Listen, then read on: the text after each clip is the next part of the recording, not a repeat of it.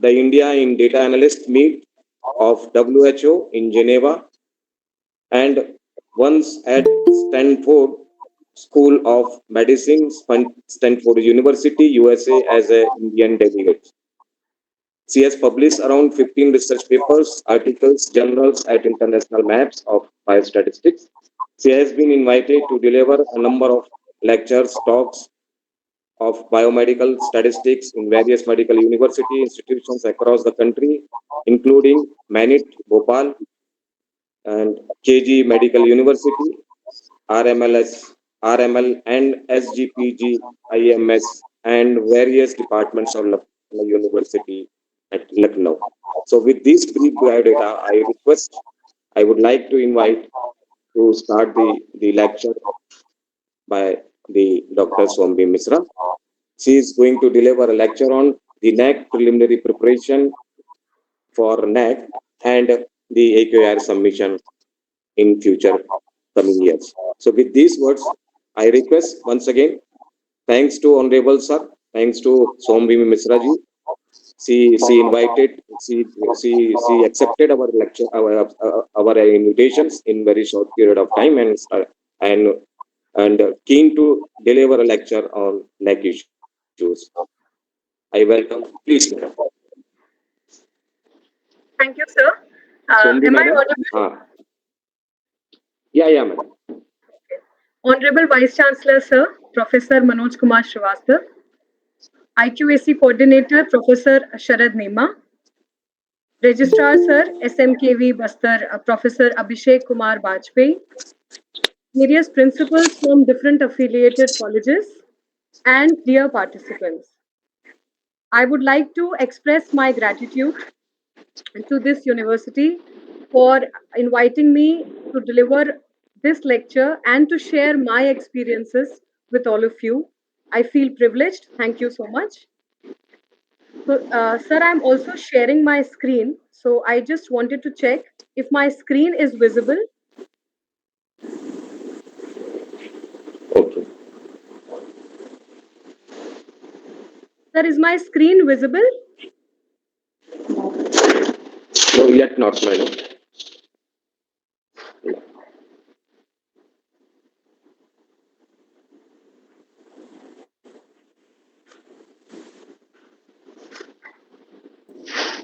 तो सनेमा आप होस्ट को बोलिए कि वो अलाउ करे तभी विजिबल होगी।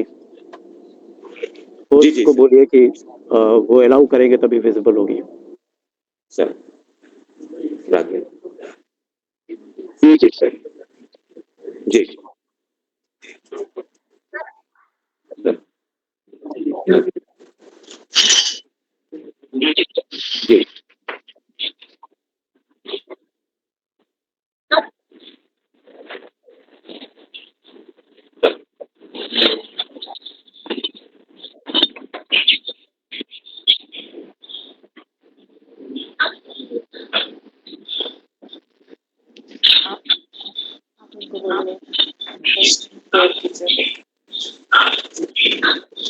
मैडम आप प्लीज शेयर करेंगे।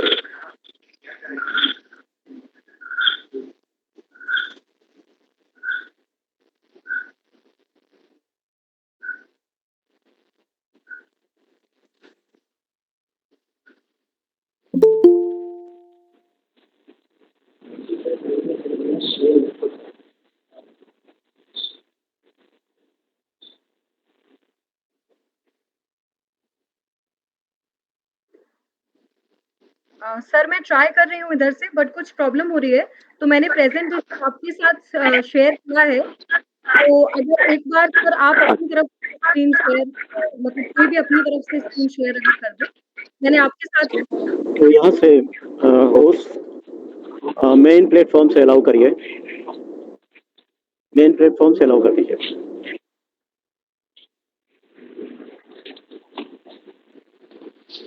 अलाउ कर दीजिए।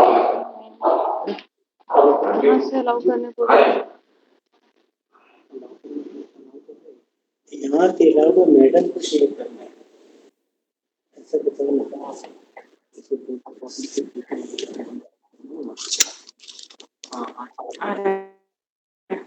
yes madam. Yes, sir. आई थिंक अब प्रॉब्लम सॉल्व हो गई होगी हाँ, या sir. Now it is visible madam. मेरा प्रेजेंटेशन दिख रहा है? Yes yes. Thank you sir, thank you. Okay, तो हम स्टार्ट करें अब अपना प्रेजेंटेशन। सर, जैसा मेरा डिस्कशन हुआ है नेमा सर से, that I will be using both the languages to present.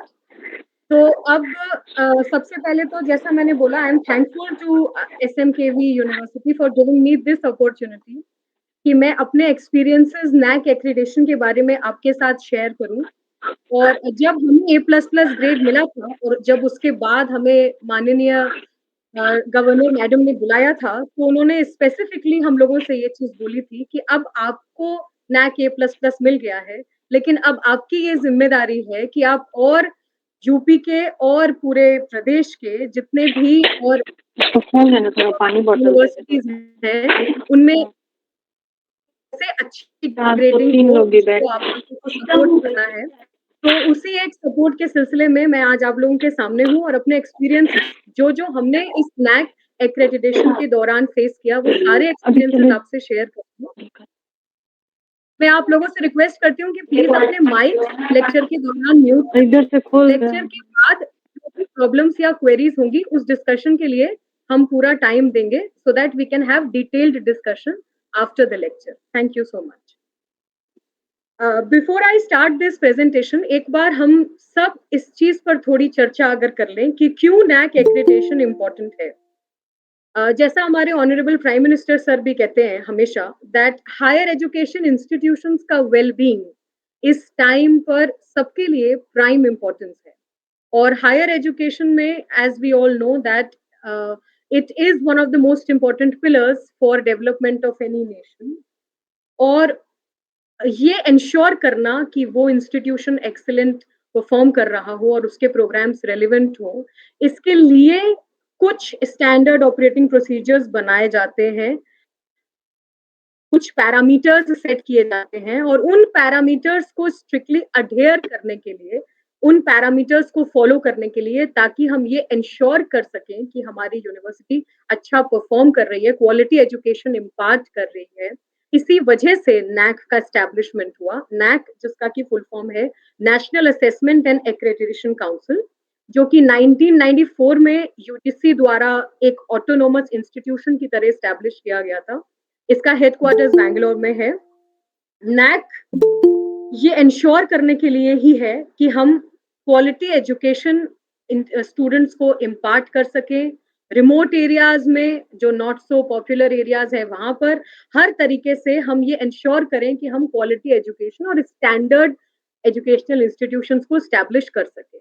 NAC किस तरीके से ऑपरेट करता है, जितने भी आपके पार्टिसिपेटिंग इंस्टीट्यूशंस हैं, हायर एजुकेशन इंस्टीट्यूशन जो NAC में सहयोग करते हैं, जो NAC में NAC एक्रेडिटेशन के लिए जाते हैं, उनके लिए कुछ पैरामीटर्स सेट किए जाते हैं और उन पैरामीटर्स पर इंस्टीट्यूशन की परफॉर्मेंस को असेस किया जाता है। जैसा मुझे आपके IQAC कोऑर्डिनेटर सर ने ऑलरेडी बताया कि आप लोग एक बार this university has gone for NAC accreditation, तो आपको अच्छे से पता होगा कि पूरा प्रोसीजर किस तरीके का होता है। NAC से बेनिफिट्स क्या क्या है, आई थिंक वो हम सबको मोटे तौर पर पता है। जब हमें कभी SWOT एनालिसिस करना है, जिसका मतलब है strength, weakness, opportunity and threat, एक कंटिन्यूअस इवैल्यूएशन प्रोसेस होता है ये।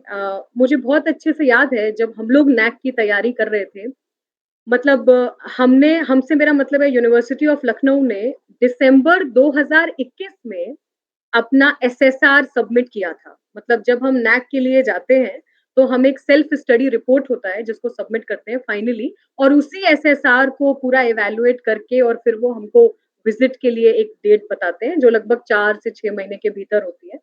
तो दिसंबर 21 में हम लोगों ने अपना SSR सबमिट किया था, और हमारे VC सर ने, प्रोफेसर आलोक कुमार राय सर, जो इस समय दोबारा जिनको चार्ज मिला है वाइस चांसलर जो है इस समय, उन्होंने 2019 में ज्वाइन किया था दिसंबर में, और उसके बाद से उनका लगातार इस चीज पर फोकस था कि हम लोगों को प्रॉपरली NAC एक्रेडिटेशन इस बार कराना है, because last time university of Lucknow की B ग्रेड थी, एंड 2019 एंड से कॉन्टिन्यूअसली हम लोगों ने इस पर मेहनत करी है, तो जिसका मतलब है कि 2.5 साल हम लोगों ने पूरे इस नैक एक्रेडिटेशन प्रोसेस को दिए हैं, नैक की तैयारी को दिए हैं। और 2.5 साल से मेरा मतलब है, आप सब अवेयर होंगे इस चीज से कि 2020 में हमारे पूरे देश ने, बल्कि पूरे विश्व ने एक बहुत ही भयावक महामारी को झेला था। उस कोरोना के दौरान, उसके बाद उसका पहला वेव, फिर उसका दूसरा वेव, उस पूरे दौरान हम लोगों ने सवेरे से लेकर के और शाम तक यूनिवर्सिटी में बैठ करके नैक के लिए तैयारी करी है। पूरे मतलब पूरा 20, पूरा 21 और थोड़ा सा 2019, मतलब पूरे 2.5 साल हमने सिर्फ इस नैक की प्रिपरेशन के लिए दिए हैं। क्योंकि जिस तरीके का, अब जैसा वीसी सर ने बहुत राइटली बोला कि 70% इसमें क्वांटिटेटिव मैट्रिक्स है एंड 30% इसमें क्वालिटेटिव मैट्रिक है। और जितना भी डेटा इसमें जाता है उसके लिए आपको प्रॉपर सपोर्टिंग डॉक्यूमेंट्स देने हैं। एक्सेल का फॉर्मेट है पूरा जिसमें आपको डेटा को तैयार करना है। और अब तो फिर भी थोड़ी-सी अवेयरनेस बढ़ गई है, लेकिन पहले हम लोगों को बिल्कुल भी आइडिया नहीं था कि किस तरीके के हमारे एक्सेल के फॉर्मेट्स होंगे, किस टाइप से हमको डेटा बनाना है। डेटा हम सबके पास होता है, हम सब लोग we are a part of big institutions, और हम सबके पास उतनी इंफॉर्मेशन भी होती है, वो सारी चीजें भी होती हैं। बस प्रॉब्लम यहाँ पर आती है कि हम उस इंफॉर्मेशन को किस तरीके से प्रेजेंट कर सके, उसका proper documentation, step by step उसकी प्लानिंग, और फिर उसको किस तरीके से हम प्रेजेंट कर सके। All about that. VC sir से जब हम लोगों का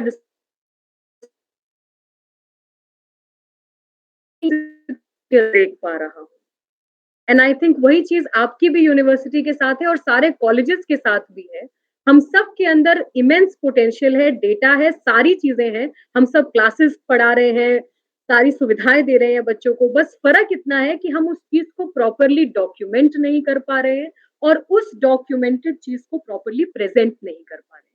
तो इस लेक्चर पर मेरा फोकस मेनली इस चीज पे रहेगा कि हम किस तरीके से अपने डेटा को बेहतर तरीके से इकट्ठा कर सके, उसको उसके लिए तैयारी कर सके अभी से। बिकॉज बहुत ही सही टाइम पर आप लोगों ने इस चीज के बारे में सोचा है। This is the perfect time. अभी से if you start practising and if you start preparing your data sets and everything, then I am 100% sure that this university will do very good in the next NAC cycle.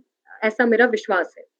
तो क्योंकि ये lecture थोड़ा सा 1 घंटे का है, इस वजह से हम इसमें सारे क्राइटेरियाज पर तो बहुत डिटेल में फोकस नहीं कर पाएंगे। हालांकि मैं पूरी कोशिश करूंगी कि एक बार आपको जितने भी मैट्रिक्स हैं, अराउंड 137 मैट्रिक्स हैं यूनिवर्सिटी के लिए, तो हम कोशिश ये करेंगे कि हम एक बार आपको गो थ्रू करें। बट मेजरली मैंने अपनी IQAC टीम में, जब हमने नैक फाइल किया था उस टाइम पर मैंने मेजरली क्राइटेरिया 1 हैंडल किया था। तो हम ज्यादा एम्फेसिस आपको क्राइटेरिया 1 पर देंगे, लेकिन उसके डॉक्यूमेंट्स और एक्सेल शीट्स और वो सब जिस तरीके से आपको प्रिपेयर करना है, उसी फॉर्मेट में आपको बाकी क्राइटेरियाज के लिए भी तैयारी करनी होगी। तो मेरा ऐसा मानना है कि अगर एक क्राइटेरिया के सारे SOP के हिसाब से किस तरीके से हमको अपने डॉक्यूमेंट्स को तैयार करना है, अगर हम उस पर फोकस करेंगे, तो आई होप कि वो बाकी के क्राइटेरियाज के लिए भी it will hold good. NAAC accreditation से पहले, क्योंकि जैसा डिस्कशन हो रहा था मेरा, AQAR पर इस लेक्चर का मेन फोकस होना है। अब AQAR क्या है? एनुअल क्वालिटी अश्योरेंस रिपोर्ट, जो कि हर साल जो भी इंस्टीट्यूशंस नैक के लिए जाना चाहते हैं, एक्रेडिटेशन के लिए जाना चाहते हैं, उनको हर साल अपनी annual quality assurance report submit करनी होती है। और ये रिपोर्ट, जैसे अगर आप इस साल की रिपोर्ट को प्रेजेंट सबमिट कर रहे हैं, तो अब तो ये ऑनलाइन प्रोसीजर हो गया है सबमिट करने का। जो इनका रिवाइज्ड फ्रेमवर्क आया है उसके हिसाब से अब आपको हार्ड कॉपीज देने की जरूरत नहीं है, अब आप इसको ऑनलाइन सॉफ्ट में सबमिट कर सकते हैं। बस फर्क इतना है कि जो इनका स्ट्रिक्ट फॉर्मेट है उसी पर आपको अडहेयर करना है। और AQAR पूरा ही, जो आप नैक के लिए SSR सबमिट करते हैं, पूरा ही उसी तर्ज पे बना हुआ है। ये annual quality assurance report automatically submit करते जाएंगे, यानी बनाते जाएंगे, तो अपने आप हम इनडायरेक्टली नैक के लिए ही तैयारी कर रहे हैं। एंड जब भी कभी आप किसी भी फोर्थ कमिंग ईयर की AQAR को सबमिट करते हैं, तो आपको पुराने साल की AQAR का लिंक उसमें देना होता है। और अगर सपोज आपके पिछले साल में NAC एक्रेडिशन हुआ है, तो SSR का लिंक आपको उसमें देना होता है। ये इसलिए मांगा जाता है ताकि NAC की तरफ से ये अश्योर किया जाए कि जो भी आपने आगे का पाथ डिस्कस किया था, उस फॉर्मेट, उस तरीके से आपकी यूनिवर्सिटी आगे प्रोग्रेस कर रही है या नहीं। इसीलिए पुरानी रिपोर्ट से वो आपकी करंट रिपोर्ट को कंपेयर करते हैं और जिस पाथ को, जिस प्रोग्रेस को आपने क्लेम किया था, उस प्रोग्रेस पर आप कितना अडहियर कर रहे हैं। किसी भी इंस्टीट्यूशन के लिए अगर NAC के लिए जाना है तो उतना ही महत्वपूर्ण होता है AQAR।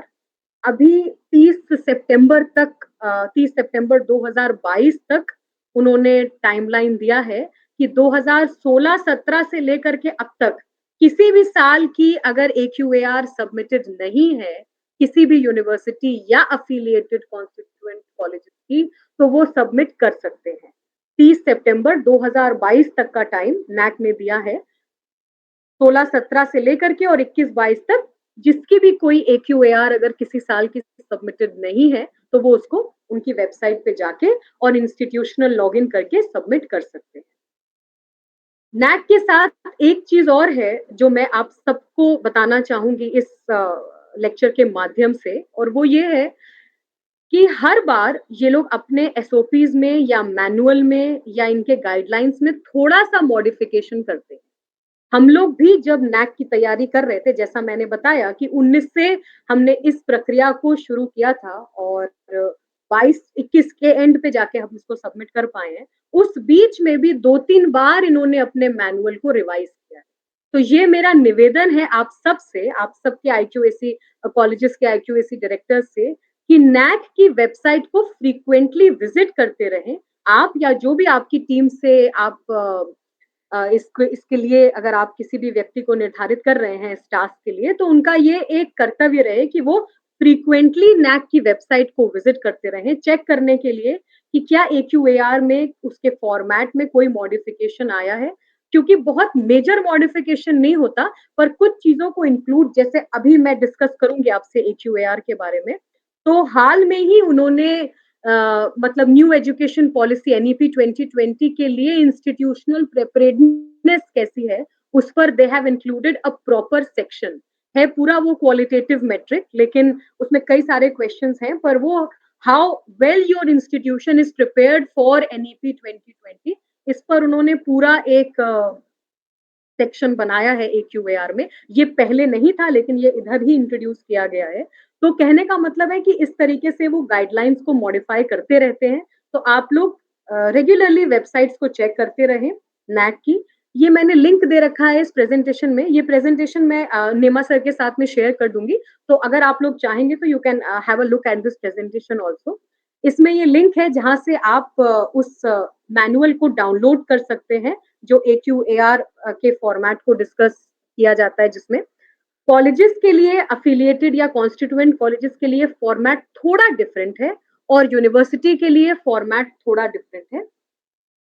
कॉलेजेस का जो फॉर्मेट या मतलब अफिलिएटेड या कॉन्स्टिट्यूएंट कॉलेजेस का जो फॉर्मेट है वो UG के लिए अलग है और PG के लिए अलग है, और यूनिवर्सिटी का फॉर्मेट थोड़ा डिफरेंट है। तो मैं इस लेक्चर में प्राइमरीली यूनिवर्सिटी के फॉर्मेट पर फोकस करूंगी, लेकिन बहुत अंतर नहीं है दोनों में। तो अगर आपको अपने कॉलेजेस के फॉर्मेट को रेफर करना है तो आप वेबसाइट से उसको भी रेफर कर सकते हैं। मोस्ट ऑफ द पॉइंट्स दोनों में ही एक जैसे कवर किए गए हैं। जैसा मैंने ऑलरेडी पहले भी डिस्कस किया कि NAC एक्रीडेशन के लिए अब आपको ऑनलाइन सबमिट करना होता है। अब इसमें हार्ड कॉपी या मतलब वो प्रिंटेड कॉपी सबमिट करने की जरूरत नहीं होती, और ये एक ऑटोमेटेड प्रोसेस है। तो आप इंस्टीट्यूशनल लॉगिन में, मतलब आप इंस्टीट्यूशन में लॉगिन करेंगे, उसके बाद आप डायरेक्टली इसको एक्सेस कर सकते हैं और अपनी AQAR रिपोर्ट फाइल कर सकते हैं। ये कुछ प्री रेक्विजिट्स हैं जो आपको AQAR के सबमिशन से पहले ध्यान में रखने वाली हैं। जैसे हर इंस्टीट्यूशन के पास अपना एक functional internal quality assurance cell होना चाहिए।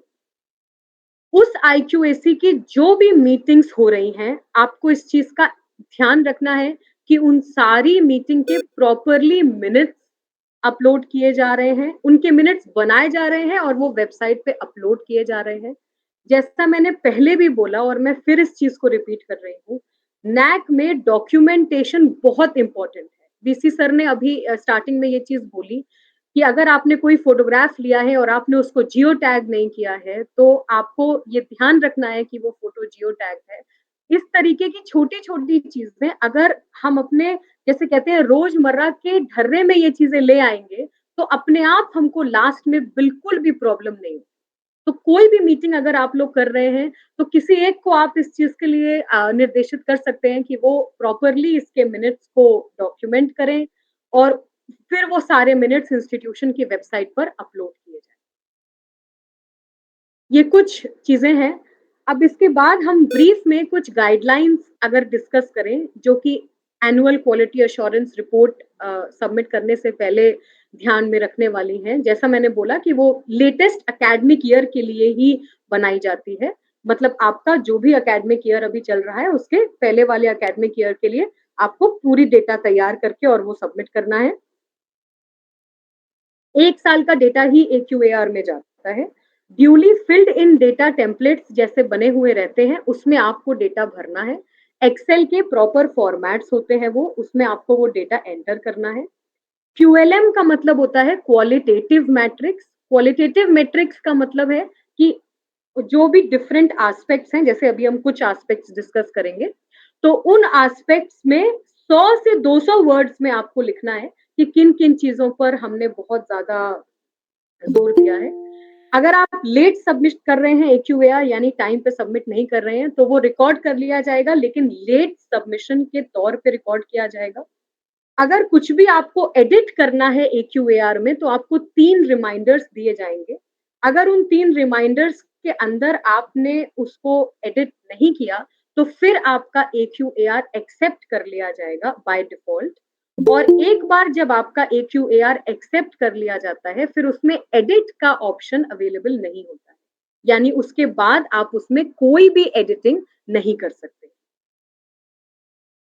जो अभी रिवाइज्ड AQAR फॉर्मेट है, यानी जिस फॉर्मेट के बारे में हम अभी चर्चा करेंगे, वो 21-22 से रिवाइज हुआ है। अप्रैल 2022 में ये फॉर्मेट रिवाइज हुआ है और ये इसी एकेडमिक ईयर 2021-22 से, मतलब लास्ट एकेडमिक ईयर 21-22 के ऑनवर्ड्स जितने भी AQAR सबमिट किए जा रहे हैं, उन सब में इसका रिवाइज्ड फॉर्मेट लिया जा रहा है। अब AQAR की अगर हम बात करें, तो इसमें 3 प्रमुख, वैसे तो इसके कई सारे सेक्शंस हैं, लेकिन अगर हम स्टार्टिंग सबसे पहला पार्ट A की बात करें, तो उसमें इंस्टीट्यूशन का डेटा माँगा गया है। जैसे name of the institution, institution का स्टेटस क्या है, वेबसाइट इंस्टीट्यूशन की या कॉलेज की प्रॉपर बनी है या नहीं, एकेडमिक कैलेंडर इंस्टीट्यूशन का प्रॉपरली प्रिपेयर्ड है या नहीं, लास्ट एक्रेडिटेशन कब हुआ था, किस डेट में IQAC एस्टैब्लिश हुआ, अगर आपके यहाँ IQAC है, कोई स्पेशल स्टेटस आपकी यूनिवर्सिटी को मिला है या नहीं, कितनी IQAC की मीटिंग्स हुई हैं और उन मीटिंग्स के प्रॉपर मिनट्स। उसके बाद क्या प्लान ऑफ एक्शन IQAC ले रहा है। उसके बाद जो भी आपका डेटा है, वो आईशे यानी हायर एजुकेशन में सबमिटेड या अपलोडेड प्रॉपरली है या नहीं। ये बेसिक इंफॉर्मेशन है जो कि हमको AQAR के पार्ट A में देनी होती है। इसके बाद सेकंड पार्ट आता है, जो होता है इंस्टीट्यूशनल प्रिपेयर्डनेस फॉर NEP 2020। ये अभी लेटेस्ट इंक्लूडेड है। इसमें सारे ही आपके क्वालिटेटिव मैट्रिक्स हैं, जिसमें आपको करीब 100 से 200 वर्ड्स के अंदर ये लिखना है कि कैसे आपका इंस्टीट्यूशन जो NEP के ये एस्पेक्ट्स हैं, जैसे multidisciplinary education, academic bank of credit, skill development, फिर इंडियन नॉलेज सिस्टम का प्रॉपर इंटीग्रेशन, फिर focus on outcome based education, distant education, online various concept हमारी न्यू एजुकेशन पॉलिसी 2020 में आए, इसके लिए आपकी यूनिवर्सिटी या इंस्टीट्यूशन किस तरीके के प्रयास कर रहे हैं, उस पर आपको करीब 100 से 200 वर्ड्स का एक राइटअप बना के, अलग अलग इसके काफी 8-10 सेक्शंस हैं जैसे जो मैंने यहाँ पे लिखे हैं, उसी पर आपको इंस्टीट्यूशनल प्रिपेयर्डनेस के बारे में लिखना है। वो एक आपका दूसरा एस्पेक्ट है QLM। इसके बाद थर्ड है extended profile of the university.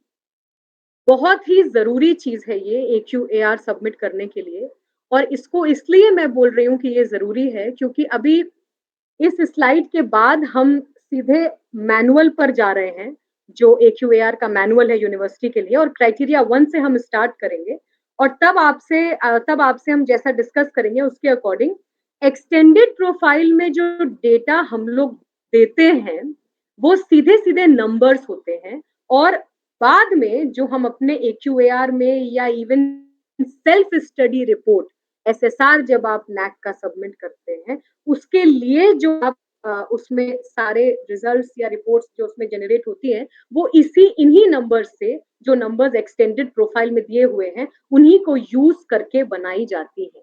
इसलिए बहुत ध्यान रखने वाली चीज है कि जो डेटा या जो नंबर्स आप अपने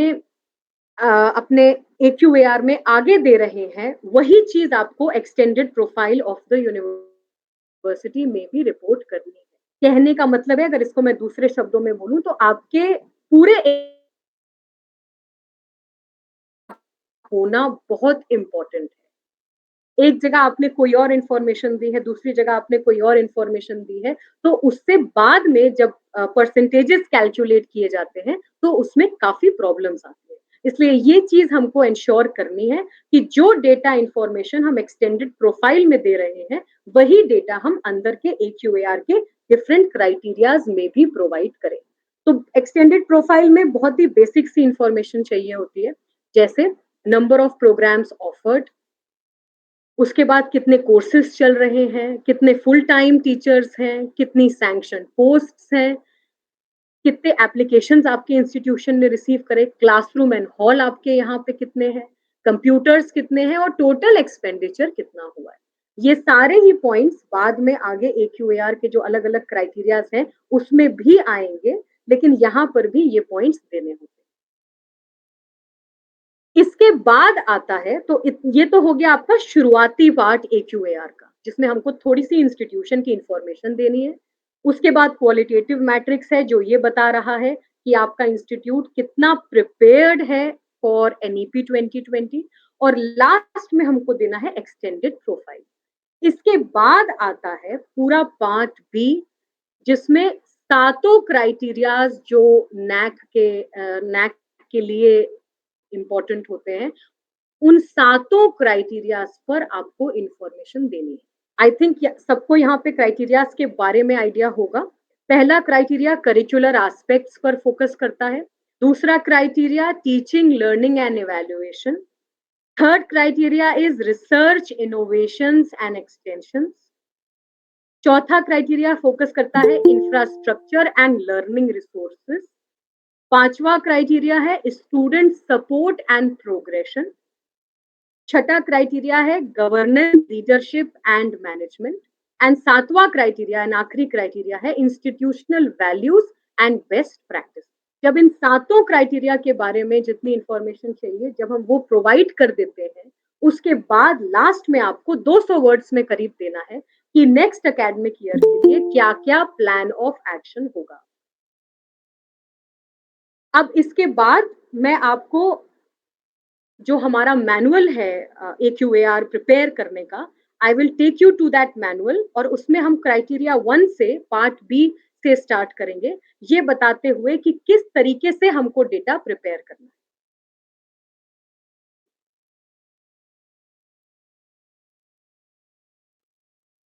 Is this part B visible to all of you?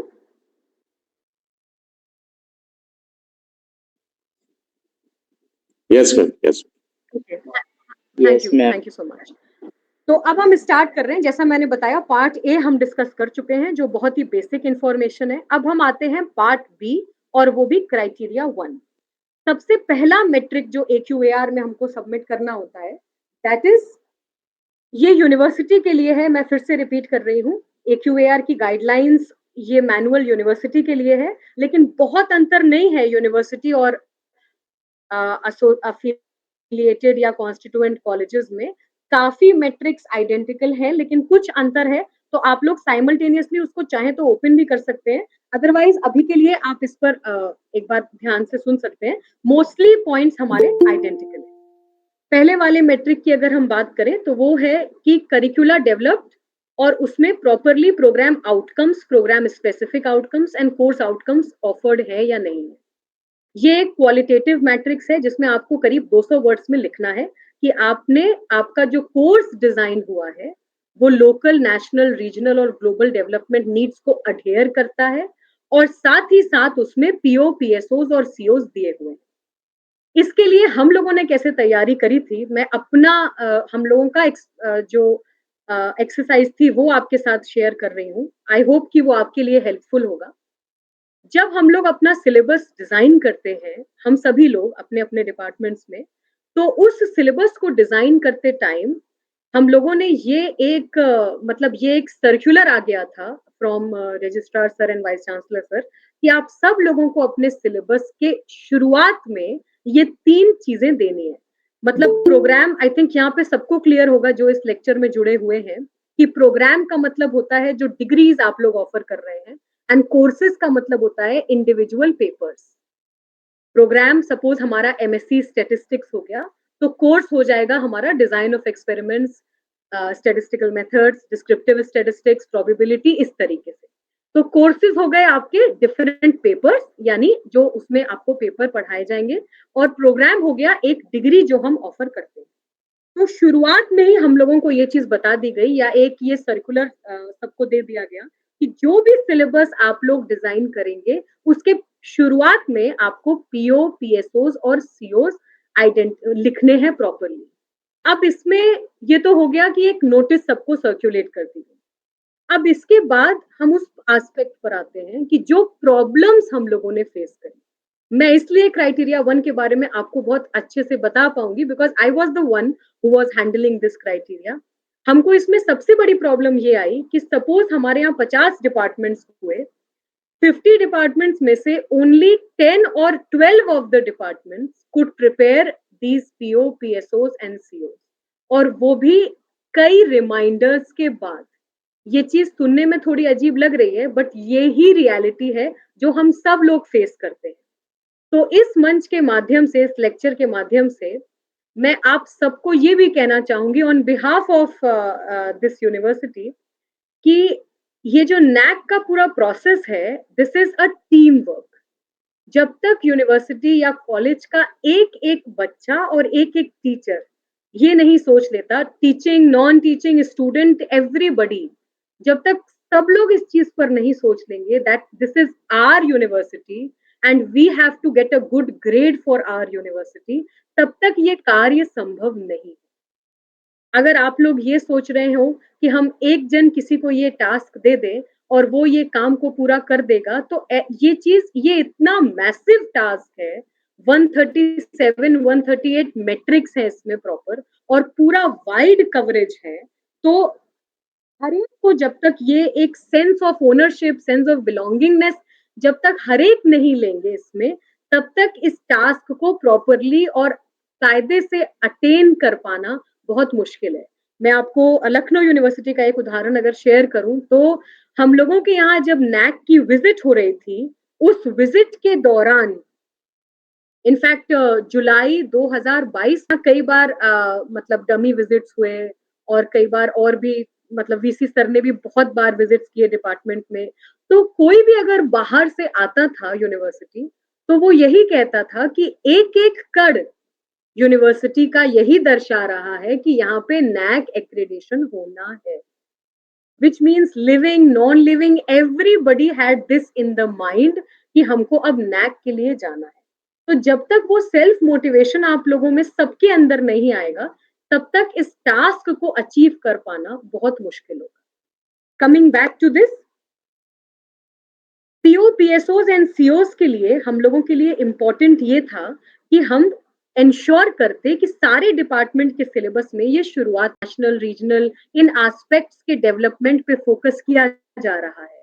वो सेक्शंस हमने अपने पीडीएफ सिलेबस के पीडीएफ में प्रॉपर्ली हाईलाइट किए थे, क्योंकि जब आपका कोई भी डॉक्यूमेंट नैक में जाता है असेस होने के लिए, वहां पर इतनी सारी फाइलें होती हैं और इतनी सारी यूनिवर्सिटीज की फाइल होती है that they don't have time to give, मतलब उनके पास बहुत समय नहीं होता कि वो आपकी फाइल अगर बहुत बड़ी फाइल है तो उसमें डाउनलोड होने में टाइम लग रहा है, फिर वो ढूंढे उस चीज को। तो वी वर बीइंग ट्रेन्ड कि इस तरीके से हमको अपने डॉक्यूमेंट्स प्रेजेंट करने हैं कि देखते ही जो भी चीज उनको चाहिए वो उनको इमीडिएटली देखते ही मिल जाए। जैसे आई थिंक हम सब टीचर्स हैं और हम सब इस बात से अग्री करेंगे कि जब हम स्टूडेंट्स को पढ़ाते हैं उसके बाद जब हम उनकी कॉपीज चेक करते हैं तो वो स्टूडेंट जिसकी राइटिंग बहुत खराब होती है, ऑटोमेटिकली टीचर थोड़ा सा उसकी कॉपी से डेविएट होने लगता है क्योंकि वो समझ में नहीं आता है और बाय डिफॉल्ट उस स्टूडेंट को मार्क्स थोड़े कम मिलते हैं। And likewise on the other hand अगर किसी स्टूडेंट ने बहुत अच्छे से लिखा है, प्रॉपर हेडिंग्स है, प्रॉपर हाईलाइटेड है, अंडरलाइन है, तो डेफिनेटली उसको मार्क्स, मैं ये नहीं कह रही कि कंटेंट इंपॉर्टेंट नहीं होता, डेफिनेटली कंटेंट इंपॉर्टेंट होता है, but having said that presentation is equally important.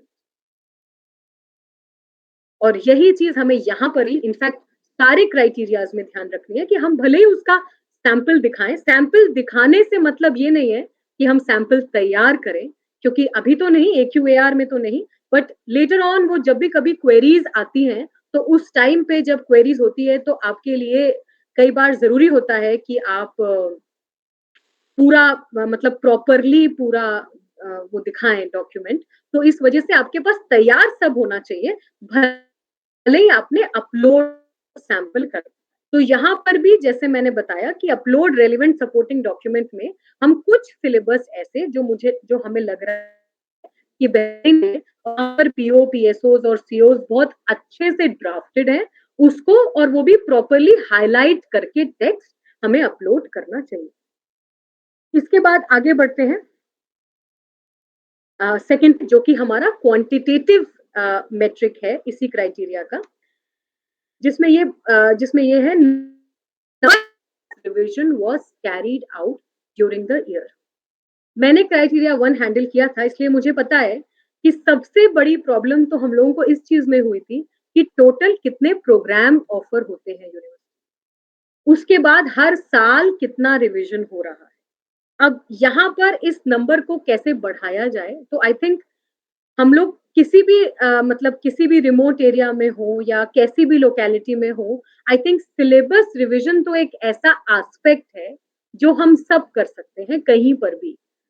हर बार हर साल जो जो भी लेटेस्ट जैसे हम लोग के स्टैटिस्टिक्स में कोई नया सॉफ्टवेयर आ रहा है या आजकल डेटा माइनिंग और इन टेक्निक्स पे बहुत ज्यादा जोर दिया जा रहा है, तो इस तरीके के एस्पेक्ट्स, मतलब सिलेबस अपग्रेडेशन तो एक ऐसी चीज है जो हम सब लोग रेगुलर बेसिस पर कर सकते हैं। I think we all should bring it in our practice on how we can upgrade our syllabus regularly. और जब भी कभी आप सिलेबस अपग्रेड करें तो उसको प्रॉपर डॉक्यूमेंट करें।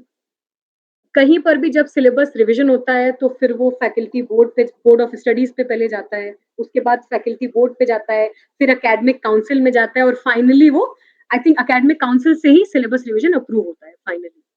हम लोगों ने यहाँ पे जो रेलिवेंट डॉक्यूमेंट्स की बात करी जा रही है, वहां हमने अपने सारे ACFC के मिनट्स अपलोड करे थे।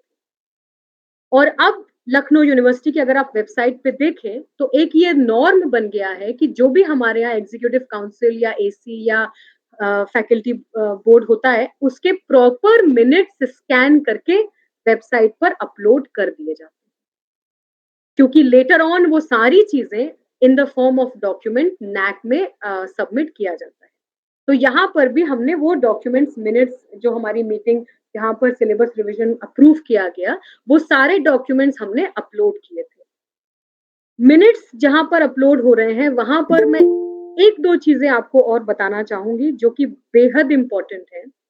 और उसमें पहला एस्पेक्ट ये है कि हम सब लोगों के यहाँ पे जो भी ये आई थिंक रजिस्ट्रार सर इस बात से इत्तेफाक रखेंगे कि जो भी मीटिंग या इस तरीके के काउंसिल के सारे मिनट्स होते हैं, बहुत ही इलैबोरेट होते हैं, उसमें कई सारे एजेंडा होते हैं और बहुत वाइड होता है वो डॉक्यूमेंट।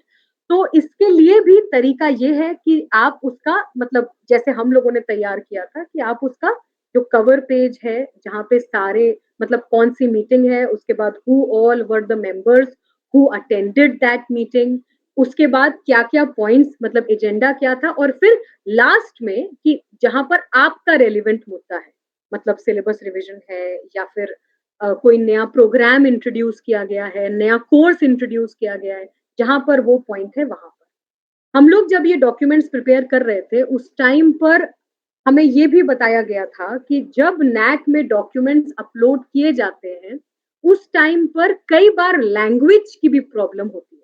एक्चुअली क्या होता है, हम लोगों के जो मिनट्स तैयार किए जाते हैं वो प्रॉपर हिंदी में मतलब तैयार किए जाते हैं मोस्टली।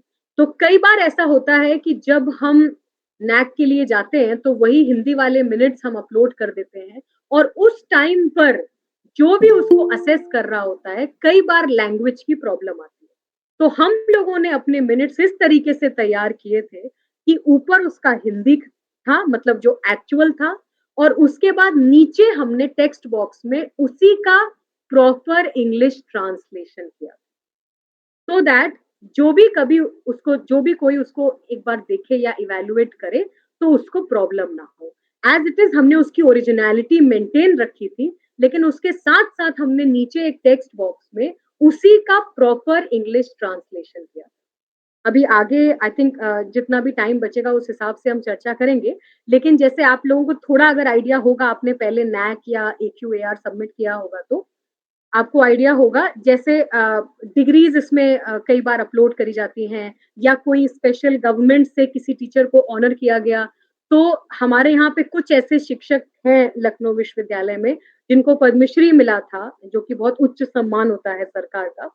अब आप ये भी यकीन करेंगे कि पद्मश्री का भी ट्रांसलेशन हम लोगों ने डिग्री के बाद नीचे प्रॉपर इंग्लिश में किया। पद्मश्री से रेलेवेंट डॉक्यूमेंट तो कुछ नहीं हो सकता, लेकिन उसका भी ट्रांस मतलब हमने एक्चुअल पद्मश्री भी अपलोड किया और उसके साथ साथ हमने नीचे उसका एक टेक्स्ट बॉक्स में प्रॉपर इंग्लिश ट्रांसलेशन किया था। तो कहने का मतलब मेरा वही है जिस पर मैं पहले भी जोर दे रही थी कि इस तरीके से आपको डॉक्यूमेंट्स और सारी चीजें तैयार करके उनके सामने रखनी है ताकि वो सबसे कम मेहनत में या सबसे कम एक्सरसाइज में उनको सबसे ज्यादा इंफॉर्मेशन प्रोवाइड करी जाए। इंफॉर्मेशन प्रॉपर ऑथेंटिक है, there is nothing wrong, nothing fudged in that information, लेकिन वो इस तरीके से प्रेजेंट करी जा रही है कि उसकी ऑथेंटिसिटी के साथ कोई भी तरीके का कॉम्प्रोमाइज नहीं है और साथ ही साथ वो बहुत आसान तरीके से अंडरस्टैंड भी हो रही है। क्यों हम हिंदी का ट्रांसलेशन इंग्लिश में करते हैं? क्योंकि कई बार वो लोग भी असेस कर रहे होते हैं आपके नैक को जो साउथ से होते हैं या जिनको प्रॉपर हिंदी लैंग्वेज अंडरस्टैंड करने में डिफिकल्टी होती है। तो उस केस में ये जरूरी होता है कि हम प्रॉपरली अपने डॉक्यूमेंट्स का ट्रांसलेशन अनुवाद करें।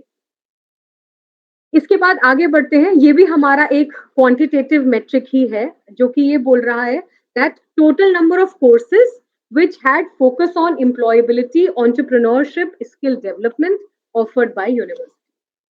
यहाँ पर पहले हम लोगों ने बहुत कम नंबर दिखाया था शुरुआत में क्योंकि हमें बहुत ज्यादा अनुभव नहीं था इस चीज का, लेकिन फिर जब हमारी चर्चा हुई DC सर से काफी विस्तार में इस बात पे, तो यही डिस्कशन निकल करके आया कि ऐसा कोई भी कोर्स या कोई भी पेपर हम लोग अपने यूनिवर्सिटी में क्यों पढ़ाएंगे जो कि एम्प्लॉयबिलिटी या एंटरप्रेन्योरशिप या स्किल डेवलपमेंट पे फोकस नहीं करेगा।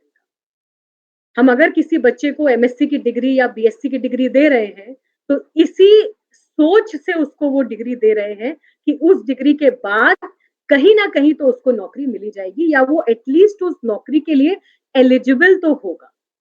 इसका सीधा सा मतलब है कि सारे ही कोर्सेज जो हम लोग ऑफर करते हैं या पढ़ाते हैं या मोस्ट ऑफ द कोर्सेज जो हम पढ़ा रहे हैं वो कहीं ना कहीं एम्प्लॉयबिलिटी पर फोकस करते हैं।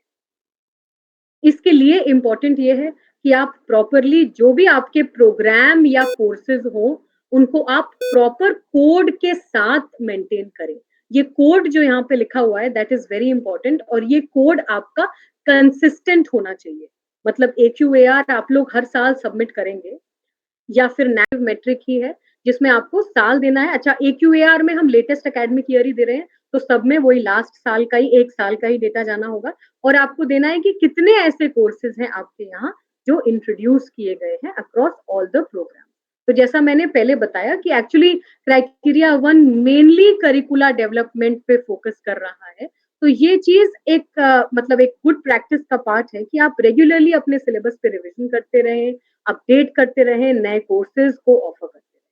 इसका जो डेटा टेम्पलेट है वो भी एक प्रॉपर एक्सेल फॉर्मेट होता है जिसमें बस आपको यही देना है कि प्रोग्राम का नाम क्या है, कोड क्या है और कौन सा नया कोर्स उसमें इंट्रोड्यूस किया गया और उसके सपोर्टिंग डॉक्यूमेंट्स आपको अपलोड करने हैं। तो सपोर्टिंग डॉक्यूमेंट्स में यहाँ पर भी हमारे AC के मिनट्स या फैकल्टी बोर्ड के मिनट्स रहते हैं और साथ ही साथ कौन सा नया कोर्स इंट्रोड्यूस किया गया है, थोड़ा सा उस कोर्स के बारे में।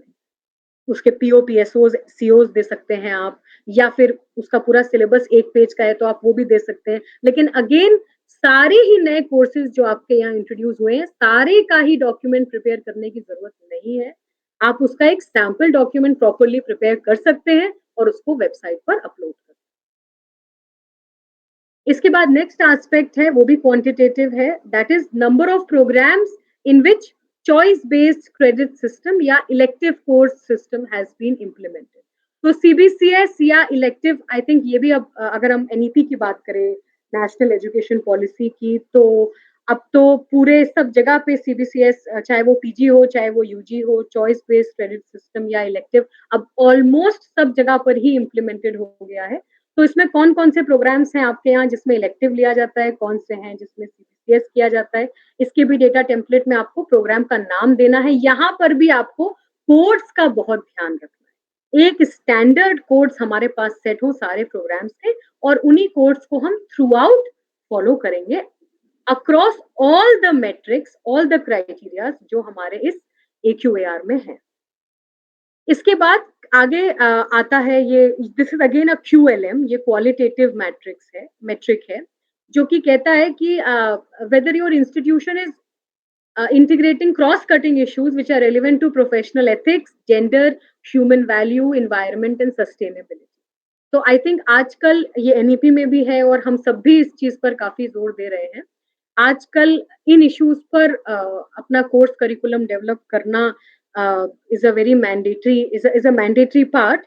तो हम सभी लोगों के, हम सभी की यूनिवर्सिटीज, इंस्टीट्यूशंस में ऐसे कुछ ना कुछ प्रोग्राम, कोर्सेज चलते ही हैं जो इन पेपर्स पर फोकस करते हैं, इन एस्पेक्ट्स पे फोकस करते हैं। मोस्टली इलेक्टिव पेपर्स ही होते हैं ज्यादातर, जो environment, gender issues, human values, ethics, इन पे फोकस करते हैं। अगर नहीं है तो आप लोग इंट्रोड्यूस करवा सकते हैं, they can be a part of your elective papers और उन्हीं के बारे में थोड़ा सा हमें लिखना है कि किस तरीके से वो इन एस्पेक्ट्स को कवर कर रहे हैं।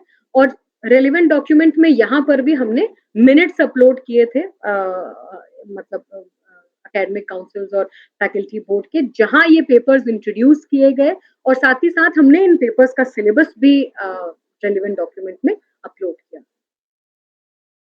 इसके बाद एक बहुत ही इंपॉर्टेंट पार्ट आता है जिसको हम बोलते हैं वैल्यू एडेड कोर्सेज।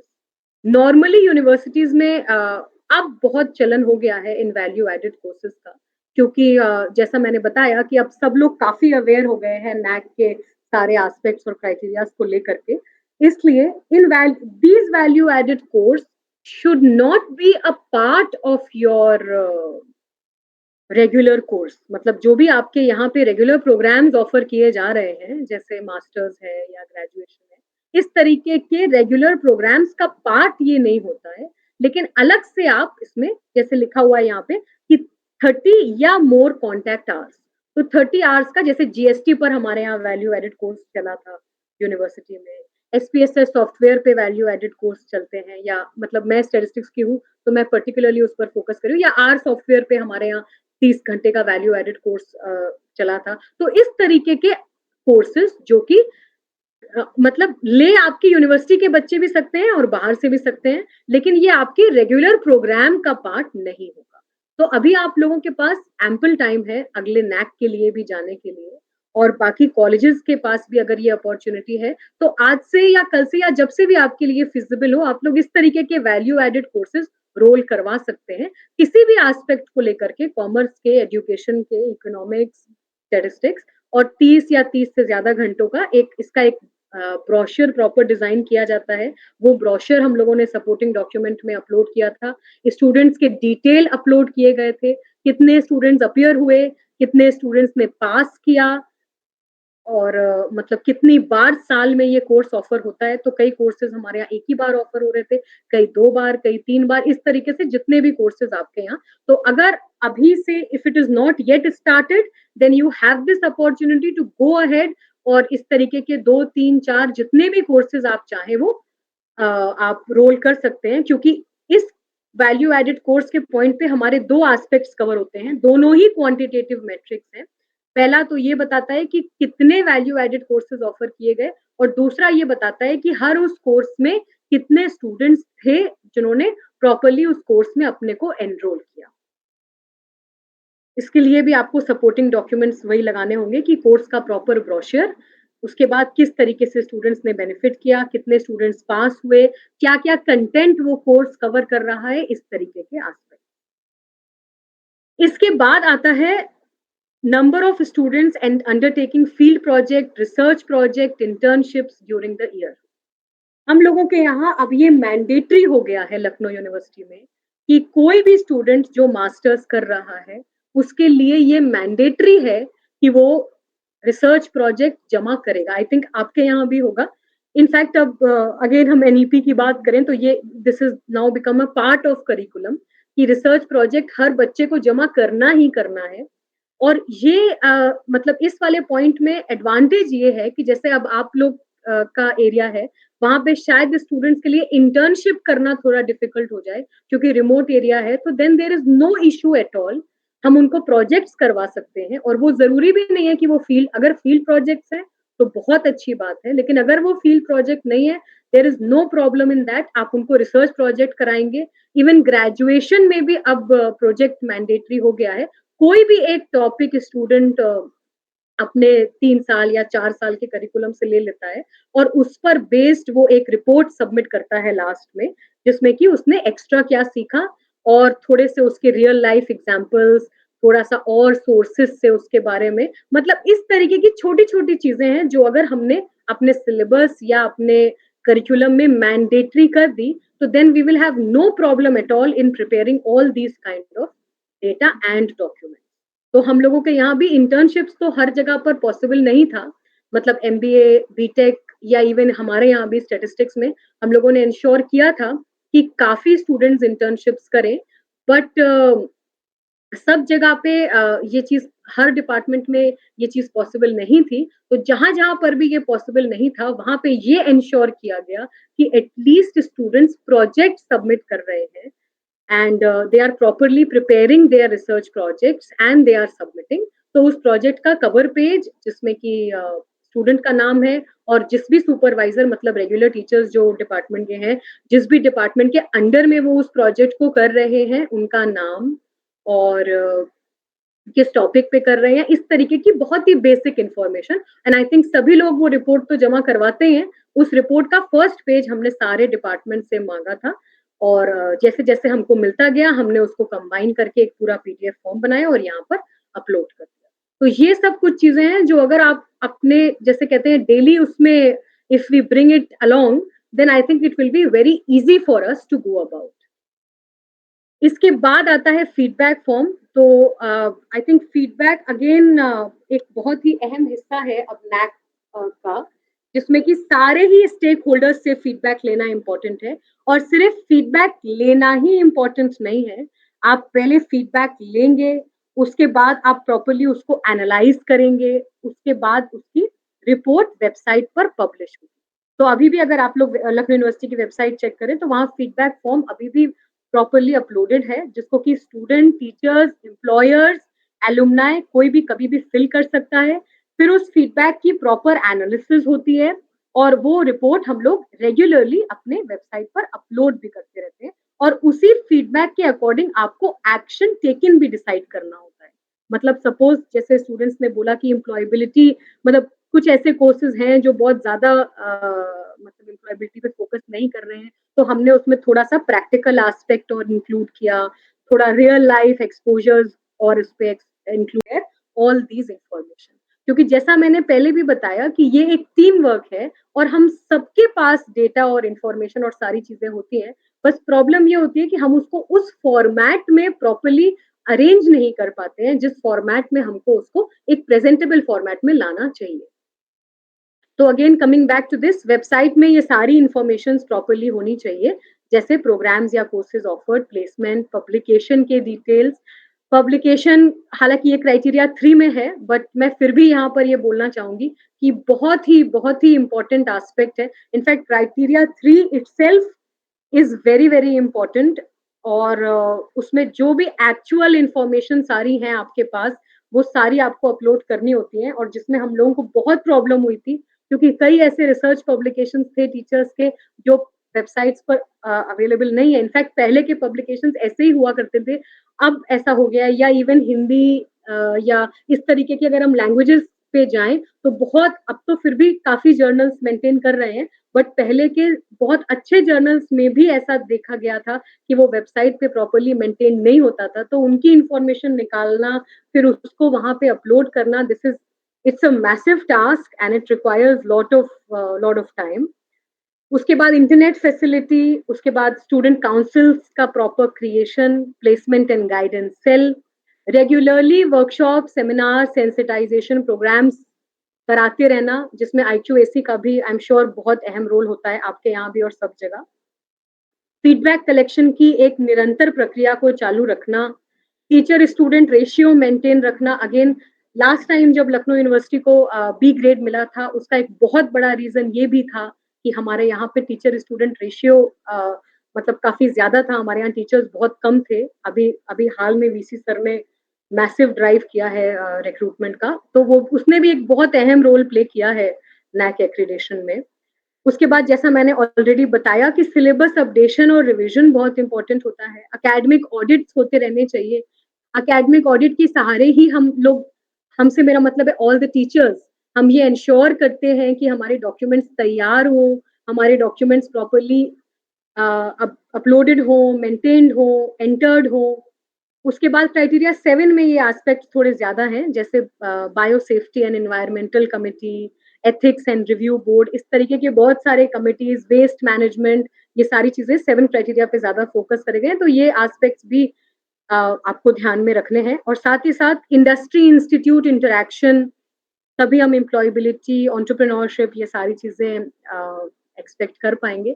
तो ये जैसा मैंने बताया बहुत एग्जॉस्टिव लिस्ट नहीं है, इस तरीके का लेक्चर तो I can go on giving, and I think IQAC coordinator sir और VC सर भी इस बात से सहमति करेंगे कि ये एक बहुत ही एंडलेस प्रोसीजर है and it's a vast procedure.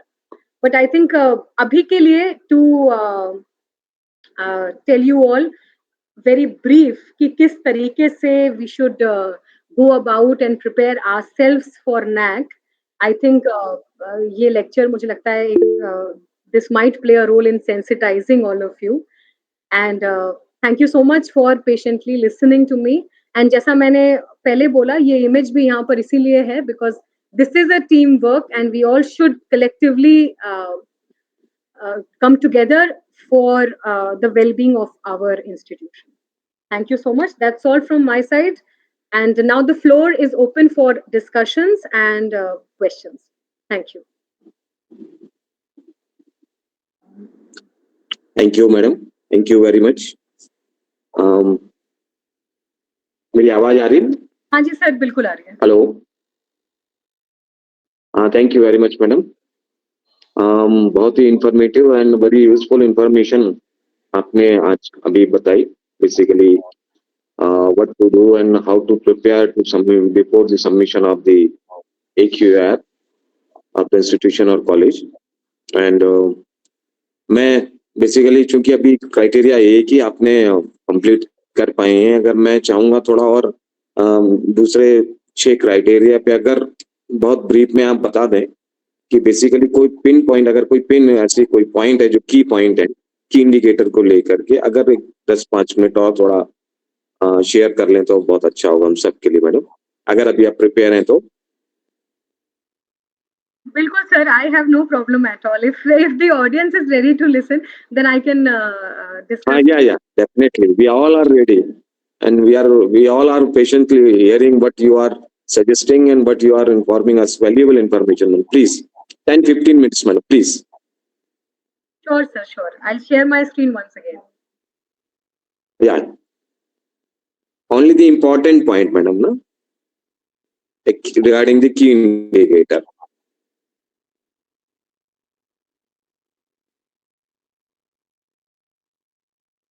Sir, is my screen visible? Yeah, visible. It is visible. Okay, okay. आपके रेफरेंस में कौन से इम्पोर्टेंट की इंडिकेटर हैं जो हम लोगों को थोड़ा सा फोकस करना चाहिए? क्योंकि हमारे यहाँ जो हमारी यूनिवर्सिटी की बात करूँ, एफिलिएटेड कॉलेज की बात करूँ, बहुत ज्यादा इंफ्रास्ट्रक्चर, बहुत ज्यादा फैसिलिटीज या वेल इक्विप्ड नहीं है हम लोग। तो उस संदर्भ को, उस बात को ध्यान में रखते हुए आपके रेफरेंस में बेसिकली हमारे इंस्टीट्यूट से या कॉलेजेस से क्या क्या चीजें होना चाहिए, उस बस वो कुछ पॉइंट जो क्राइटेरिया से कवर हो सकते हैं, या हम एटलीस्ट वो इंफॉर्मेशन ऐसे जो अंडर डेवलप्ड इंस्टीट्यूट हैं वो प्रोवाइड करें, उसकी बात कर रहा हूँ मैडम मैं। ठीक है सर, मैं एक बार गो थ्रू कर देती हूँ पूरे मतलब क्राइटेरिया 2 से, और जो चीजें मुझे लग रही हैं कि आप लोगों के इंस्टीट्यूशन या यूनिवर्सिटी पर किया, जैसे मैंने करिकुलम डेवलपमेंट या इंटर्नशिप्स या प्रोजेक्ट्स, फीडबैक, इन पर जैसे मैंने जोर दिया, आई थिंक आप इत्तेफाक रखेंगे उस चीज से कि ये ऐसे एस्पेक्ट हैं जो कोई भी कॉलेज या यूनिवर्सिटी फोकस कर सकता है।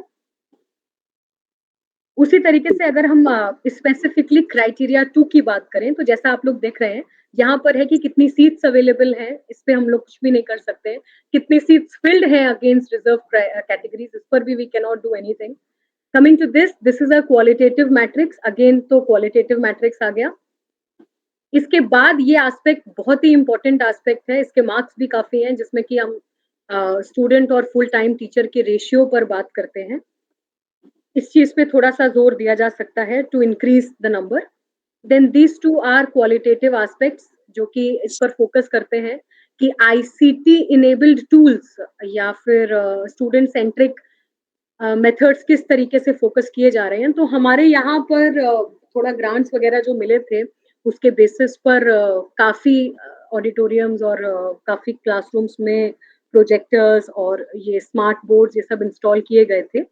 So if this could be possible, and I mean I'm not very sure about the funding, but अगर इस तरीके की चीजें पॉसिबल हो जाएंगी तो ये इसका आगे भी इंफ्रास्ट्रक्चर ऑगमेंटेशन में और भी मतलब आईसीटी इनेबल्ड टूल्स और टेक्निक्स का काफी जोर दिया गया है पूरे ही AQAR या SSR में फॉर दैट मैटर।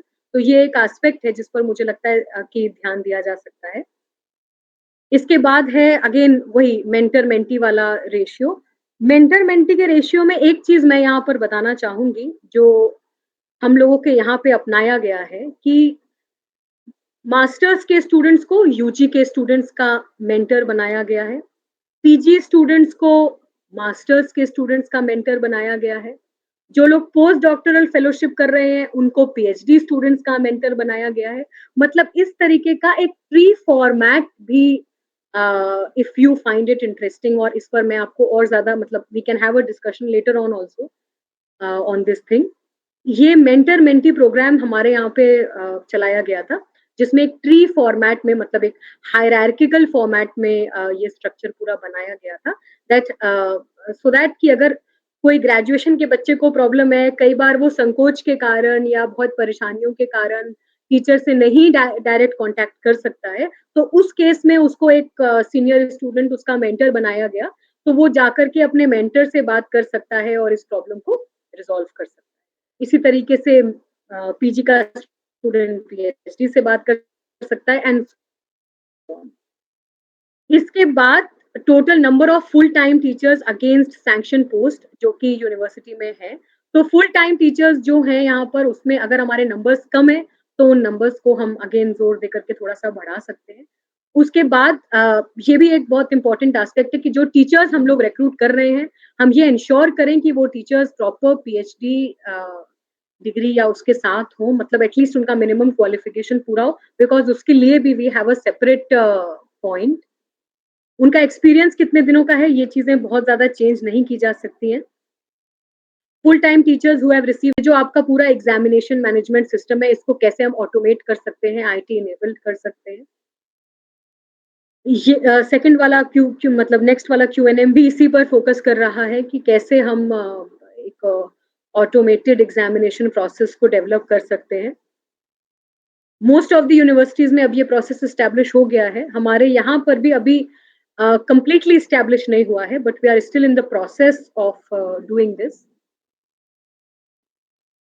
उसके बाद है कि किस तरीके से आपके लर्निंग आउटकम्स एस्टैब्लिश किए गए हैं, तो ये तो जब हम पहले पीओ पीएसओज और वो डिफाइन करते हैं, तो उसी उसी के बेसिस पर ये दोनों क्यूएलएम्स हैं, यहाँ पर आप लिख सकते हैं। Attainment of PO PSOs and COs के लिए आपको ये बताना होगा कि आपके स्टूडेंट्स का प्लेसमेंट हुआ है बढ़िया जगह पे, अच्छे मतलब दे हैव बीन, क्योंकि आपका अल्टीमेट आउटकम तो यही होगा ना प्रोग्राम का, that your students are getting jobs and they are, या फिर they are going in for higher studies into different places, better places. तो these all could be your programme outcomes, और उनका अटेनमेंट किस तरीके से हुआ, that is the level of attainment, यहाँ पर हमको वो देना है, that how many students got placed.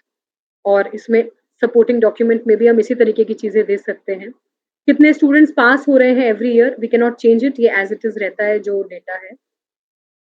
Student satisfaction सर्वे पर एक क्वेश्चनआयर, हर इंस्टीट्यूशन अपना खुद का क्वेश्चनआयर डिजाइन करता है, जो आप लोग भी कर सकते हैं, हम लोगों ने भी किया था, और उसको हम स्टूडेंट्स के ईमेल आईडीज पर भेजते हैं, एंड उसके बाद we get the feedbacks from the student. ये इसके रिजल्ट सारे इंडिपेंडेंटली नैक असेस करता है कि how much satisfied students are, तो ये एक अलग एस्पेक्ट हो गया। Coming to criteria 3 which is again, जैसा मैंने बोला कि सबसे ज्यादा मार्क्स भी है इसके, और बहुत ज्यादा इंपॉर्टेंट है ये क्राइटेरिया। पहला वाला तो इसका एक मतलब इट्स अ क्वालिटेटिव मैट्रिक्स, जिसमें कि ये बताया गया है कि रिसर्च फैसिलिटीज और रिसर्च प्रमोशन के लिए यूनिवर्सिटी क्या करती है। इसके बाद ये पॉइंट है, ये हमारे यहाँ शुरू किया गया, लास्ट 3-4 साल से ही शुरू किया गया है, जिसमें टीचर्स को रिसर्च के लिए सीड मनी दिया जा रहा है। और इसका तरीका ये है कि मतलब जो भी टीचर्स हैं हमारे यहाँ पे, regular faculty members, they can apply for a project, और उसको हम लोगों ने नाम दिया है, मतलब लकीली वो IQAC सेल द्वारा ही नाम दिया गया था, उसका नाम था प्रोत्साहन, और उसमें 20,000 दिया जाता है टीचर्स को, कि वो कोई एज अ सीड मनी उनको दिया जाता है, कि हर साल ये होता है, and around 10 to 20 teachers of our university get this seed money. और वो इसलिए होता है कि वो कोई भी ऐसा प्रोजेक्ट वो अपने माइंड में सोच रहे हो या करना चाह रहे हो on a larger scale, but अभी लार्ज स्केल के लिए उनके पास उतना फंड नहीं है, फैसिलिटीज नहीं है, so this could be just a pilot sort of a study, a preliminary study, जिसके लिए उनको 20,000 यूनिवर्सिटी देती है। और मतलब शुरुआत में तो ज्यादा टीचर्स ने इस चीज के लिए अप्लाई नहीं किया था, बट अब हमारे यहाँ पे बहुत टीचर्स हर साल इस स्कीम के लिए अप्लाई करते हैं, एंड ये भी आई थिंक 1920 में ही इंट्रोड्यूस हुआ था, जैसे वीसी सारी यूनिवर्सिटी की। तो इस तरीके की चीजें भी आप लोगों के यहाँ इंट्रोड्यूस हो सकती हैं, अगर पॉसिबल हो फंड्स एंड ऑल को देखते हुए। इसके बाद कितने टीचर्स ऐसे हैं जिन्होंने इंटरनेशनल नेशनल फेलोशिप अटेन करी है, तो ये तो एज इट इज डेटा है, इस पर हम बहुत ज्यादा चेंज नहीं कर सकते। JRF SRF कितने एनरोल्ड हैं, इसमें भी यू कैनॉट चेंज, या you cannot exercise much on changing it. फिर है इंस्टीट्यूट में कितनी फैसिलिटीज हैं, तो जैसे स्टेटिस्टिकल डेटाबेस हमारे यहाँ है, मीडिया लैब है, म्यूजियम्स हमारे यहाँ काफी हैं, ग्रीन हाउस है हमारे यहाँ, तो इस तरीके की कितनी चीजें आपके यहाँ है, कितनी चीजें आप मतलब थोड़ा एक्सरसाइज करके डेवलप कर सकते हैं, ये थोड़ा इंस्टीट्यूशनल बेस्ड हो जाएगा।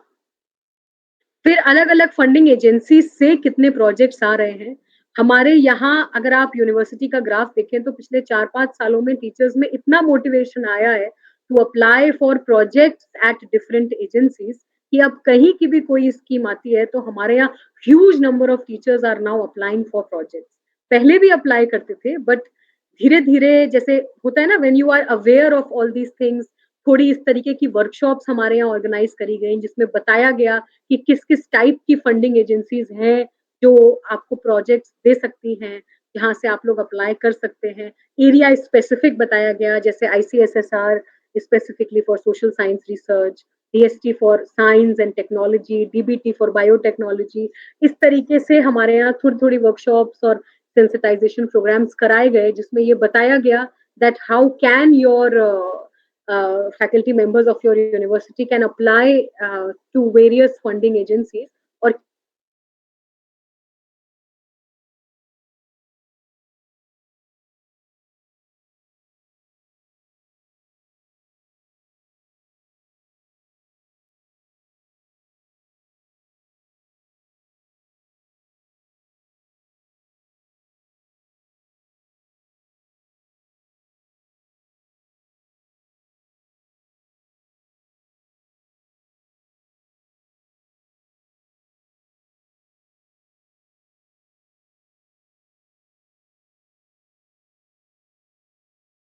extramural funding for research, I think this is very very subjective, तो मतलब इस पे you cannot do much exercise. फिर grant for research project sponsored by government agencies, तो अभी हम लोगों के यहाँ पे centre of excellence UP government का रिसर्च एंड डेवलपमेंट स्कीम, इससे उत्तर प्रदेश गवर्नमेंट काफी प्रोजेक्ट्स हायर एजुकेशन में दे रहे हैं, तो this is an advantage for our state. I mean I am not very very much aware कि छत्तीसगढ़ में भी ऐसा कोई स्कीम है या नहीं है, बट अगर है तो I think all the faculty members and teachers could be sensitized about this as well. फिर कितने रिसर्च प्रोजेक्ट्स इस समय फंडेड हैं गवर्नमेंट और नॉन गवर्नमेंट एजेंसीज से, ये भी एज इट इज इंफॉर्मेशन है, you can not change much in that. फिर एक इनोवेशन इकोसिस्टम हमारे यहाँ पे क्रिएटेड है या नहीं है, इसके लिए हम लोगों के यहाँ इंक्यूबेशन सेंटर इस्टेब्लिश किया गया, रिसेंटली ही इस्टेब्लिश किया गया, मतलब नैक से पहले ही थोड़ा इस्टेब्लिश किया गया था, जो कि इन एस्पेक्ट्स पर भी ध्यान दे.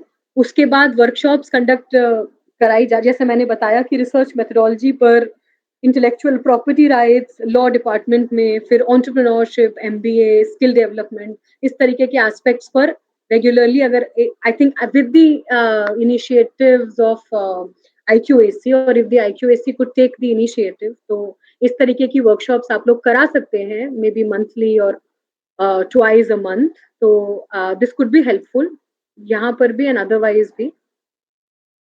अवार्ड्स एंड रिकॉग्निशंस जो स्टूडेंट्स या टीचर्स को रिसर्च के लिए मिलते हैं, इसके लिए I think motivation is the only thing that could happen. Stated code of ethics, ये तो शुरू में भी मैंने बताया कि एथिकल कमिटी स्टैब्लिश्ड होनी चाहिए प्रॉपरली हर यूनिवर्सिटी में अपनी. Institution provides incentive to teachers who receive state, national and international awards. हम लोगों के यहाँ यूनिवर्सिटी ऑफ लखनऊ में जब ये, जैसा मैंने बताया, प्रोत्साहन स्कीम लाई गई कि जिसमें सीड मनी दिया गया टीचर्स को 20,000, उसी के साथ साथ एक अक्लेम करके एक स्कीम और हमारे यहाँ लाई गई कि जो कि जिन भी टीचर्स को किसी भी स्टेट, नेशनल या इंटरनेशनल फोरम में कोई भी रिकॉग्निशन या अवार्ड दिया जाएगा, उनको यूनिवर्सिटी अपनी तरफ से 5,000 रुपए और एक सर्टिफिकेट और एक मेडल प्रॉपरली देगी to honour them and to recognise their achievement internationally and nationally. तो ये एक छोटा सा इनिशिएटिव था which was taken by our honourable vice chancellor sir. तो आप लोगों के यहाँ पर भी if possible you can go ahead with these things also. फिर पेटेंट्स पब्लिश्ड, ये तो जो डेटा है as it is, you can not do much about it. PhD awarded, research papers and journals notified on the UGC website, very very important. हर 6 महीने में I think department से ये data gather करना बहुत जरूरी है. हमारे यहाँ आज ही सवेरे, मतलब ironically when I was taking this lecture, उसी दौरान आई गॉट अ मैसेज कि कल तक IQAC को अप्रैल से लेकर के जून तक जो भी हमारे रिसर्च पेपर्स पब्लिश्ड हैं उनका proper detail along with their year ISBN देना है. तो ऐसा करके हमारे यहाँ हर 3-3 महीने, 2-2 महीने में वो डेटा एक टेम्पलेट बना हुआ है जिसमें हम लोगों को हर 2-2, 3-3 महीने में डेटा प्रॉपरली प्रोवाइड करना होता है. If you would want, I would be happy to share that also, but that is later on. उसके बाद बुक चैप्टर्स कितने पब्लिश्ड हैं, सेम जैसे हम लोग बुक्स पर फोकस करते हैं वैसे ही। फिर ई कंटेंट, आई थिंक अभी तो कोविड के दौरान ये ई कंटेंट पर भी बहुत जोर दिया गया है। तो हमारे यहाँ काफी टीचर्स हैं जिनके मूक्स हैं और स्वयं पे जिनके वीडियोस अपलोडेड है, ईपीजी और इस तरीके की ऑर्गेनाइजेशंस अगर उनके साथ आप कोलैबोरेटिव काम कर रहे हैं तो you can also pay attention on the MOUs. Next, we come to criteria 4, that is mainly infrastructure and learning resources. I think नेमा सर ने इसके बारे में शुरू में ही बहुत स्पेसिफिकली बोल दिया है कि इंफ्रास्ट्रक्चर और लर्निंग रिसोर्स, इंफ्रास्ट्रक्चर पर पर्टिकुलरली हम बहुत ज्यादा वो नहीं कर सकते definitely, because there are lot of restrictions regarding the funds and other things also. तो फिर भी जितनी चीजें छोटी मोटी, जैसे जिम आपके यहाँ पे फंक्शनल है या नहीं है, yoga centre, indoor outdoor activities, फिर कितना इंफ्रास्ट्रक्चर में खर्चा हो रहा है, लाइब्रेरी का सिस्टम आपके यहाँ प्रॉपरली मेंटेन्ड है या नहीं है, e journals e books properly maintained है या नहीं है।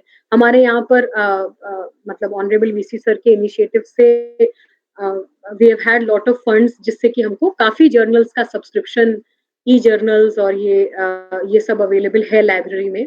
और इसी से हमारे स्टूडेंट्स का ऑटोमेटिकली फुटफॉल भी लाइब्रेरी पे बहुत इंक्रीज हुआ है। तो obviously when you will give them more facilities तो वो उनका involvement will also by default increase. तो this things are linked. IT infrastructure, जैसा मैंने पहले बताया कि ICT enabled classrooms, LCD, WiFi, LAN, audio video recordings, इन पे बहुत फोकस किया जाता है।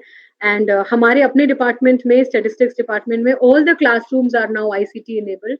सभी में प्रोजेक्टर्स और वो स्मार्ट बोर्ड अवेलेबल है। तो इस तरीके से आई थिंक प्रॉपरली अगर फंड्स हैं और सुविधा है तो इन चीजों पर भी ध्यान दिया जा सकता है। स्टूडेंट कंप्यूटर रेशियो कुछ डिपार्टमेंट्स में काफी अच्छा मेंटेन किया जा सकता है। जैसे मैं अपने डिपार्टमेंट की भी बात करूं तो जैसा मैंने बताया हमारे यहाँ प्रैक्टिकल्स होते हैं, तो हमारे यहाँ अराउंड 50 कंप्यूटर्स, 50-60 कंप्यूटर्स हैं जिनमें वेरियस स्टैटिस्टिकल सॉफ्टवेयर्स जैसे आर, स्टेटा, एसपीएसएस इंस्टॉल्ड है। इस तरीके से इंजीनियरिंग फैकल्टी है हमारे यहाँ, वहां पर भी कंप्यूटर्स काफी हैं। कंप्यूटर साइंस डिपार्टमेंट है, ऐसे बहुत सारे डिपार्टमेंट्स हैं। तो कुछ डिपार्टमेंट्स में जहां पर आपको लगता है कि इस तरीके की चीजें आप लोग कर सकते हैं, वहां पे you can also work on this aspect as well. Internet facility की थोड़ी प्रॉब्लम हो सकती है, मैं समझ सकती हूँ आपकी लोकेलिटी में, तो but anyways if that is possible तो आप उस पर भी ध्यान दे सकते हैं। ई कंटेंट्स किस तरीके से आपके यहाँ पे रिकॉर्ड किया जाता है, whether you have an audio visual centre और नॉट, मिक्सिंग इक्विपमेंट्स है या नहीं है। हमारे यहाँ पर भी बहुत अच्छा नहीं है, बहुत अच्छा मीडिया सेंटर नहीं है, बट स्टिल आई थिंक जरूरी नहीं है, जैसा मैंने बोला जरूरी नहीं है कि आप एक एक एस्पेक्ट पे फोकस करें, but at least there are some aspects definitely जिन पर हम फोकस कर सकते हैं। फिर ये थोड़ा सा इंफ्रास्ट्रक्चर बेस्ड है तो मैं इसको स्किप कर रही हूँ, and I am coming to criteria 5 which is student progression and support. पहला वाला है कि कितने स्टूडेंट्स को स्कॉलरशिप मिली हुई है, कहाँ से स्कॉलरशिप मिली हुई है। उसके बाद सेकंड है that how many students are benefited by career counselling and guidance. तो जैसे हम लोगों के यहाँ पर कॉमर्स डिपार्टमेंट का मैं आपको एग्जांपल दूं तो वहां पर एक सुपर 30 करके वो क्लासेस चलती हैं which is not a part of the regular classroom teaching, जो कि जैसे अगर सपोज 3 o'clock या 4 o'clock तक हमारे यहाँ रेगुलर टीचिंग चल रही है तो वो उसके बाद होता है probably in the evening, and वो फोकस करता है on various aspects for competitive exams. तो उसको सुपर 30 बोलते हैं वहाँ पे, and it's free of cost and it is offered in the commerce department. और उसमें डेफिनेटली जब वो फ्री ऑफ कॉस्ट है और कॉम्पिटिटिव एग्जाम्स के लिए होता है तो उसमें बहुत सारे स्टूडेंट्स के लिए मतलब मारा मारी रहती है, बट वो उसका सिलेक्शन क्राइटेरिया होता है और उसमें only top 30 students get into that, and उसमें से हमेशा काफी परसेंटेज ऐसा होता है which clear the competitive exams. तो ऐसा करके मतलब special remedial classes I think हम लोग ऑफर कर सकते हैं if that is possible. Career counselling and guidance cell तो हमारे यहाँ हर ही डिपार्टमेंट में एक इस्टेब्लिश्ड है और कुछ टीचर्स उसमें फोकस करते हैं। तो कभी स्टूडेंट्स जैसे आ गए and they have some doubts on their career या किस तरीके से हमें आगे परस्यू करना चाहिए, तो वो आकर के पूछ सकते हैं। एक्चुअली क्या होता है, ये सारी ही चीजें हम टीचर्स बहुत दिनों से करते आ रहे हैं, बट द थिंग इज कि इसका एक प्रॉपर, जैसा मैंने पहले भी बताया और मैं फिर बता रही हूँ, इसका प्रॉपर डॉक्यूमेंटेशन नहीं है। हम लोग एक रजिस्टर मेंटेन नहीं करते कि कौन बच्चा हमारे पास आ रहा है, उससे हम क्या उसको बता रहे हैं, या वो किस डाउट से हमारे पास आया। बच्चा मिल गया, हमने उसको रास्ते में खड़े खड़े पूरा 1 घंटा आधा घंटा समझा दिया, वो भी सेटिस्फाइड होकर के चला गया। But the thing is that we are not properly maintaining a register या फिर एक गाइडेंस सेल। तो कहने का मतलब है करते हम सब है, बट उसको इस तरीके से करना कि वो चीज डॉक्यूमेंटेड रहे। I think NAAC is all about that. इसके बाद है capacity development and skill enhancement initiatives. तो ये भी उसी से रिलेटेड है थोड़ा बहुत, कि जैसे आप लाइफ स्किल्स पर, योगा पर अवेयरनेस, कम्युनिकेशन स्किल्स, इस पर अगर आप फोकस करें तो it could be helpful. Sexual harassment and ragging के केसेस को एड्रेस करने के लिए so we have a proper cell जो ग्रीवियांसेस को एड्रेस करता है। और इस तरीके के we have a gender sensitisation cell, we have a women grievances committee. इस तरीके की सारी सेल्स कमिटीज हमारे यहाँ प्रॉपरली बने हुए हैं जो ऐसे इश्यूज को एड्रेस करता है। फिर कितने ऐसे स्टूडेंट्स हैं जिनका नेट, स्लेट, गेट इन सब पे क्लियर हुआ है। आई थिंक इस पर भी we cannot do any modifications, जो मतलब कुछ भी और एक्सरसाइज भी नहीं कर सकते इस पर। Yes, the only thing which is very important जो हम लोगों ने भी फेस किया था वॉज कि इसकी इंफॉर्मेशन मिलना बहुत मुश्किल होता है। तो आई थिंक एलुमनाई एक ऐसी कड़ी है मुझे लगता है किसी भी यूनिवर्सिटी के लिए, जो कि इस तरीके के डेटा को प्रोवाइड करने में बहुत अहम भूमिका निभाती है। और डेटा ही नहीं, आपको फंड्स कई बार अपने पुराने एल्यूमिनाई से, मतलब हमारे यहाँ पे बहुत सारे ऐसे सेलिब्रेटेड एल्यूमिनाई रहे हैं यूनिवर्सिटी ऑफ लखनऊ के, who have donated a lot for welfare and development of university of Lucknow. तो इस तरीके के अगर आपका वो एल्यूमिनाई एसोसिएशन या एल्यूमिनाई लिंक बहुत अच्छा सेटअप है अगर यूनिवर्सिटी से, तो एक तो वो स्टूडेंट्स को प्लेसमेंट में भी मदद करता है। एक अगर किसी कंपनी में है तो ऑब्वियस सी बात है वो दूसरे को बहुत इजीली उस कंपनी के लिए रेफर कर सकता है, एंड लाइकवाइज सिमिलरली। तो मतलब कहने का मतलब है अगर वो एलुमनाई एसोसिएशन बहुत सॉलिड है आपका, तो that could be very helpful in placements. It could also be helpful in providing funds. It could also be helpful in providing information. हम लोगों के यहाँ कई बार स्टूडेंट से वो इंफॉर्मेशन लेना बहुत मुश्किल होता है कि भाई पिछले, ये तो AQAR तो चलिए 1 साल का है बस, अगर आपका ये प्रोसेस कंटिन्यूड है तो आपको प्रॉब्लम नहीं होगी। लेकिन अगर सपोज आपको 5 साल का पूरा डेटा नैक के लिए भरना है और आपके पास ये प्रोसेस कंटिन्यूड नहीं है, तो आपको बहुत प्रॉब्लम होगी पता करने में कि कौन स्टूडेंट आज की डेट में कहाँ है, किस तरीके की नौकरी कर रहा है, क्या उसका सैलरी है। तो if it is a continuous process and if you are in touch with your alumni and pass out students, I think it helps a lot. मतलब ये this is our personal experience which I am sharing with all of you. इसी से कितने students place हुए, फिर progression कितना हुआ, मतलब हायर एजुकेशन पे कितने स्टूडेंट्स गए। तो जब तक इसका प्रॉपर डेटा आपके पास मेंटेन नहीं होगा तब तक बहुत प्रॉब्लम आएगी इस चीज पर फोकस करने में।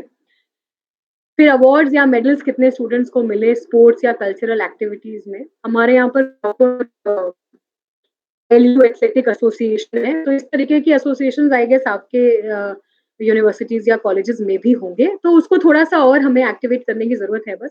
स्टूडेंट काउंसिल प्रॉपर्ली मेंटेन्ड है या नहीं है, स्पोर्ट्स कल्चरल इवेंट्स कितने होते हैं।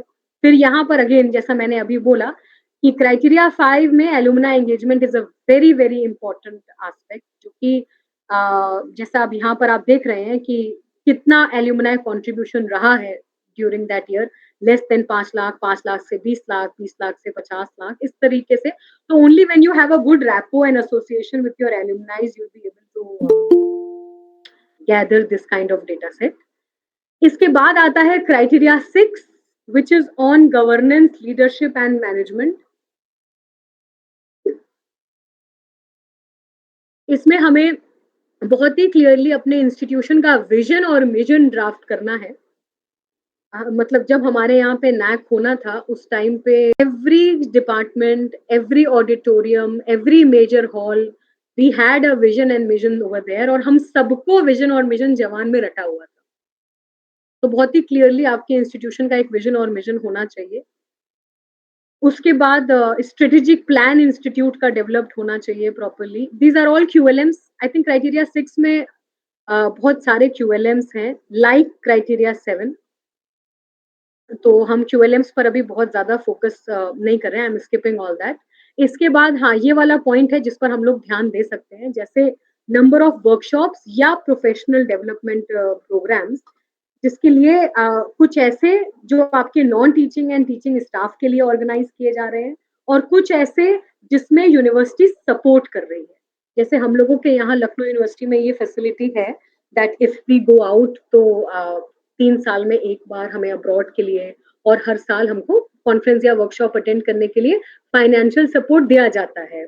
तो इस तरीके से डिपेंडिंग ऑन द, अगेन ये तो बहुत सब्जेक्टिव है, depending on the funds and feasibility, आप इस तरीके की चीजों को भी प्लान कर सकते हैं कि एक मीगर अमाउंट भी अगर हम स्टार्ट कर रहे हैं तो it could motivate the teachers and में एक इंस्पिरेशन आ सकता है. उसके बाद प्रोफेशनल डेवलपमेंट प्रोग्राम्स कितने हो रहे हैं यूनिवर्सिटीज में, देन एफटीपीज कितनी कंडक्ट कर रहे हैं, फिर teachers faculty development programme online या ऑफलाइन कंडक्ट करने कहाँ कहाँ जा रहे हैं. तो आई थिंक अब तो all thanks to UGC now this has become a part of our development कि हमारे लिए मैंडेटरी हो गया है to attend this kind of FDPs and refresher courses. But इसके अलावा भी कई टीचर्स जो कर रहे होते हैं उसको हम अगेन उसका प्रॉपर हमें डेटा मेंटेन रखना होता है टाइम टू टाइम, और उसके सर्टिफिकेट्स सबको बहुत ध्यान से रखने होते हैं because although certificates are uploaded for the as a supporting document.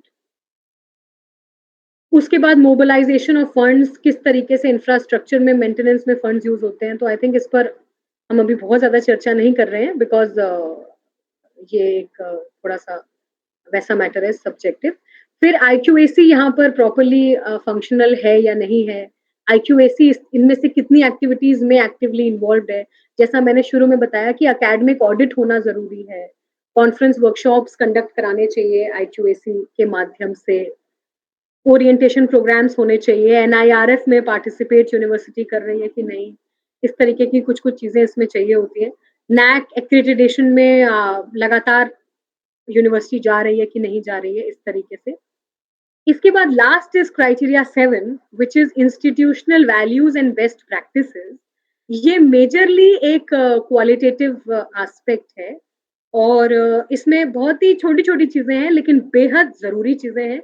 जैसे पहले वाले की अगर हम बात करें तो it is all based on the promotion of gender equity in the campus. तो इस पर जैसा मैंने आपको बताया दैट इसी के विजावी हमारे यहाँ पे जेंडर सेंसिटाइजेशन सेल इस्टेब्लिश किया गया और उन लोगों ने थोड़े थोड़े से कार्यक्रम और इस तरीके के प्लेज और इस तरीके के इवेंट्स ऑर्गेनाइज कराए गए.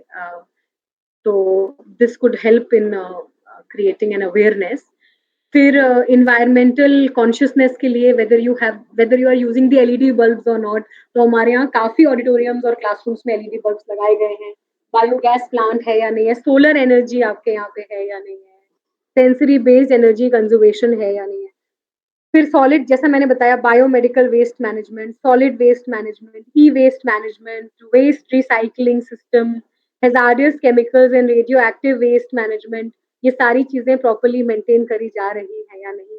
Rain water harvesting, open well recharge, waste water recycling, इन सब में बहुत ज्यादा एफर्ट करने की जरूरत नहीं होती बट थोड़ी थोड़ी चीजें होती हैं. बट अगर एक्चुअली हमारे यहाँ पर बहुत ही अच्छा पार्ट ये था that there were 7 different teachers who were focusing on each criteria, like I was focusing on criteria 1. वैसे ही हर एक क्राइटेरिया को एक टीचर स्पेसिफिकली देख रहे थे जिनकी पूरी अकाउंटेबिलिटी थी कि उस क्राइटेरिया में जो कुछ भी हो रहा है, and they were the ones who had to directly report to the IQAC director as well as to the honorable vice chancellor sir.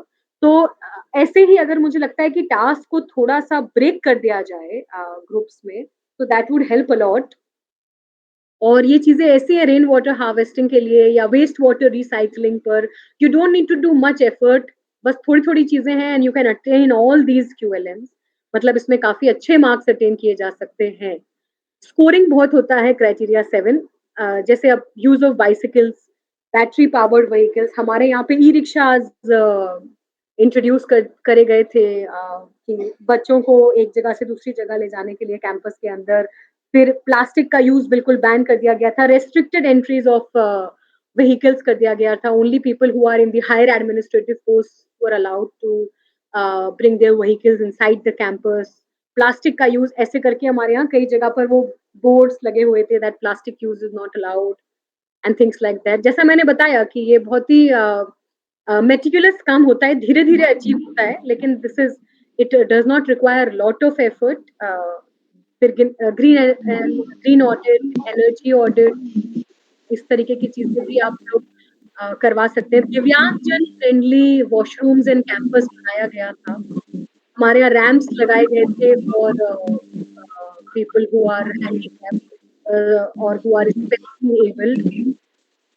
फिर लाइब्रेरी में हमारे यहाँ ब्रेल लेटर्स पर एक बुक थी, so that students who are blind or who cannot see properly, वो उससे Braille book से they can read। तो मतलब और specially abled and differentially abled people थोड़ी फैसिलिटीज इस तरीके की ऑफर करी गई थी यहाँ पर। उसके बाद ह्यूमन एथिक्स एंड जैसा ये तो शुरू में भी था कि social environment, tolerance and harmony towards cultural, regional, linguistic, इस तरीके से आप प्रोग्राम्स, कोर्सेज ये सब ऑफर करें। कोड ऑफ कंडक्ट बनाया गया था यूनिवर्सिटी का और वो प्रॉपर्ली वेबसाइट पर अपलोडेड भी है, आई थिंक आपके यहाँ पर भी होगा वो। फिर स्पेशल डेज, मतलब इस तरीके के फेस्टिवल्स किस तरीके से आपके यहाँ सेलिब्रेट किए जाते हैं, उस पर भी there is one point. Then what was the one best practice which you think has been successfully implemented? तो हर इंस्टीट्यूशन की अपनी कुछ बेस्ट प्रैक्टिस होती है। हमारे यहाँ पे देयर वर 2 बेस्ट प्रैक्टिसेस जो हम लोगों ने बताया था। एक तो there is a cooperative lending library कि जिसमें स्टूडेंट्स बुक्स अपनी लाते हैं और फिर वो दूसरे स्टूडेंट्स को दी जाती है, टीचर्स उसमें कुछ कंट्रीब्यूट करते हैं, तो मतलब it's a sort of give and take कि जो स्टूडेंट्स महंगी बुक्स को अफोर्ड नहीं कर सकते या खरीद नहीं सकते, इस तरीके की लाइब्रेरी हमारे यहाँ पर एक है। फिर we have a cooperative bank which is called a teachers cooperative society, जो कि टीचर्स के लिए है, जिसमें लोन बहुत कम दरों में दिया जाता है और इस तरीके की सुविधाएं टीचर्स को दी जाती हैं for their own personal and house hold development और इस तरीके से। तो हर इंस्टीट्यूट का मुझे लगता है अपना कुछ बेस्ट प्रैक्टिस होता है। फिर what do you think is your institutional distinctiveness, तो अगेन ये क्वालिटेटिव है। And the last is the plan of action for the next academic year. So I think that's all. I think brief about different criteria. So over to you, Professor Thank you. Neema, sir, and to the participants for any questions. Thank you very much sir. Thank you very much madam. आपने सबसे पहले तो मेरी ये सभी participants की actually demand थी कि थोड़ा सब मैं आपके इम्पोर्टेंट कीज हैं जिसमें थोड़ा सा एम्फेसिस हो जाए, तो so that we can also prepare seriously and आगे काम कर सके उस पॉइंट पे भी जो हमारे अवेलेबल है। Thank you very much. मैं पार्टिसिपेंट से रिक्वेस्ट करूंगा कि कोई क्वेरी है तो प्लीज जल्दी से आप मैडम से पूछ सकते हैं। मैडम ने काफी टाइम दे दिया है, बहुत इलेबोरेटिव वे में क्राइटेरिया 1 तो बहुत इलेबोरेटिव बताया, बट साइमल्टेनियसली बाकी क्राइटेरिया को भी इम्पोर्टेंट की पॉइंट्स में बहुत अपना एम्फेसिस दिया है। जो जो इम्पोर्टेंट पॉइंट हैं जो अपने A++ यूनिवर्सिटी में जो आप यूज कर रहे हैं, जो एप्लीकेबल कर रही हैं, एनरोल कर रही हैं, जो चीजें वहां पे उन्होंने हमसे शेयर की, ये बहुत अच्छी बात है और हम लोगों को उससे लर्निंग भी मिल रही है आज। तो मैं चाहूंगा कोई पार्टिसिपेंट्स को पूछना चाहें, कोई हमारे टीचर्स हैं, सभी एसोसिएट हैं अपने अपने कॉलेज के नैक और AQR सबमिट करने में, अगर कोई क्वेरीज हो तो प्लीज पूछ लें। Sir, I have one query, sir. Excuse me, sir. Sir, I have please. one. Sumit, please पूछे। हाँ, yes, Sir, मैं please. ये जानना चाह रहा हूँ कि क्राइटेरिया 4th में ज्यादातर ये होता है कि हमको इंफ्रास्ट्रक्चर के बारे में बताना है और हम। Thank you, madam. Thank you. Any other question?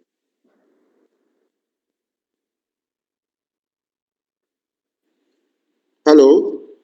Yes. हाँ यस, हेलो। हाँ doctor Sajivan, yes please please. हाँ मैम। सर मैम नमस्ते। मेरा एक क्वेश्चन है मैम क्राइटेरिया 5 के लिए हाँ जी। कि उसमें स्टूडेंट सपोर्ट एंड प्रोग्रेशन के लिए जो हमारा सर हेडिंग्स है उसमें स्कॉलरशिप का दिया हुआ है, government scholarship non government scholarship. लेकिन लास्ट टाइम पे हम लोग की यूनिवर्सिटी से नॉन गवर्नमेंट स्कॉलरशिप हमारे पास कुछ था नहीं, तो हमने नहीं लिखा था। लेकिन इस बार ऐसा करना है क्योंकि हमारे पास सिर्फ और सिर्फ गवर्नमेंट स्कॉलरशिप ही है, गवर्नमेंट साइड से। हेलो। पूछिए सर, आपकी आवाज थोड़ा सा कट रही है, पूछिए पूछिए प्लीज।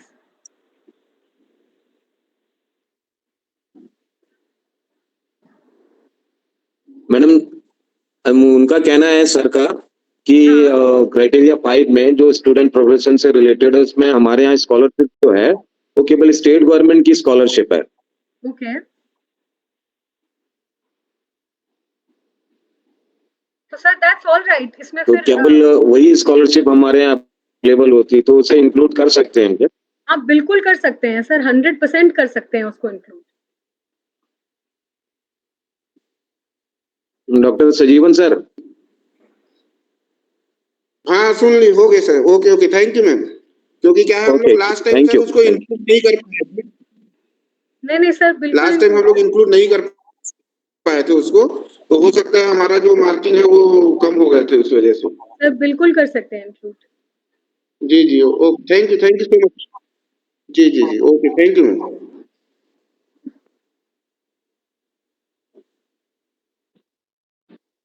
मैडम एक क्वेश्चन मैं पूछ सकता हूँ क्या, जो एकेडमिक ऑडिट से रिलेटेड है? सर बिल्कुल पूछ सकते हैं।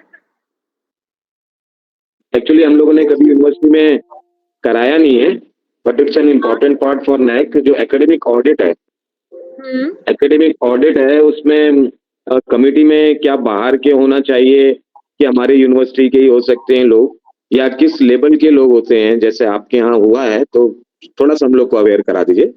सर हमारे या किसी दूसरे यूनिवर्सिटी से हम कॉल करें या किसी दूसरे कॉलेज वाले किसी?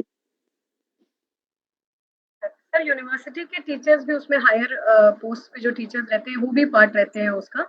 बट उसके अलावा सर यस डेफिनेटली उसमें we have people from outside also who are a part of that team जो एकेडमिक ऑडिट करता है।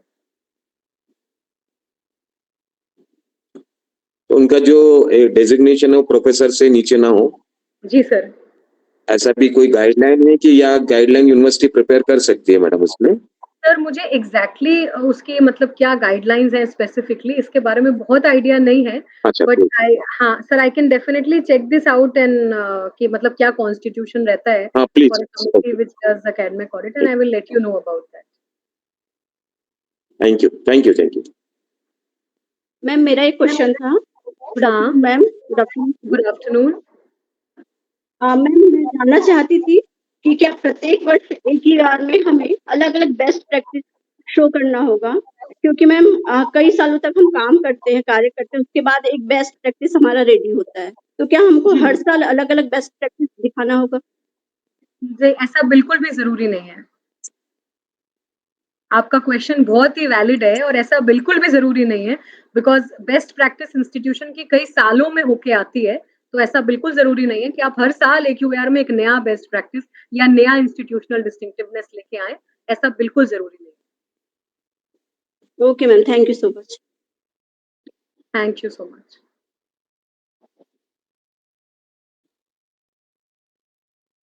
और कोई होंगे? 2 आवर्स से ज्यादा हो गया है, मैडम को हम लोगों ने 1 घंटे का बोला था, बट हाँ please that's all right sir. Please sir. हाँ कोई और है पूछना चाहते हैं सर? कोई और? हाँ थैंक यू मैम।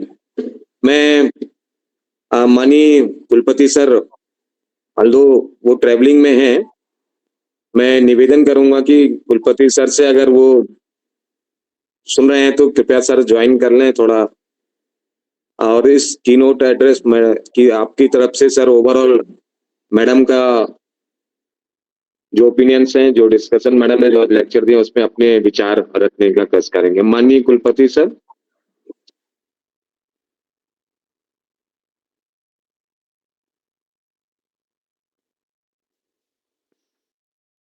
एक्चुअली माननीय कुलपति सर ट्रांजिट में है, ट्रेवलिंग में है, वो अभी out of station.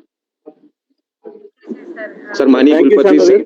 Ji ji professor नेमा, मैं डॉक्टर शांभवी को बहुत बधाई देना चाहता हूं कि उन्होंने बहुत अच्छी तरह नैक एक्रीडिटेशन पर बहुत एलोबरेट एक लेक्चर दिया है और बहुत रेलिवेंट है। क्राइटेरिया एक तो उन्होंने बहुत डिटेल्ड बताया है और बाकी क्राइटेरिया पे हाइलाइट्स दिए हैं। मेरे ख्याल से ये रिकॉर्डेड है और मैं चाहूँगा कि इसे विश्वविद्यालय की वेबसाइट पे भी अपलोड किया जाएगा और बहुत रेलिवेंट इस तरीके की बहुत सारी एक्टिविटीज़ जो शंभवी ने हाईलाइट की हैं, हम लोग भी विश्वविद्यालय के स्तर पर कर रहे हैं और मुझे लगता है कि इस तरीके की लेक्चर सीरीज होती रहनी चाहिए और मेरे टीचर्स को और कॉलेजेस को बहुत बेनिफिट होगा, पर इसे केयरफुली सुनने की ज़रूरत है और एसओपी के साथ समझने की ज़रूरत है। और thank you so much Shambhavi, thank you. Thank you so much, sir, for the invitation.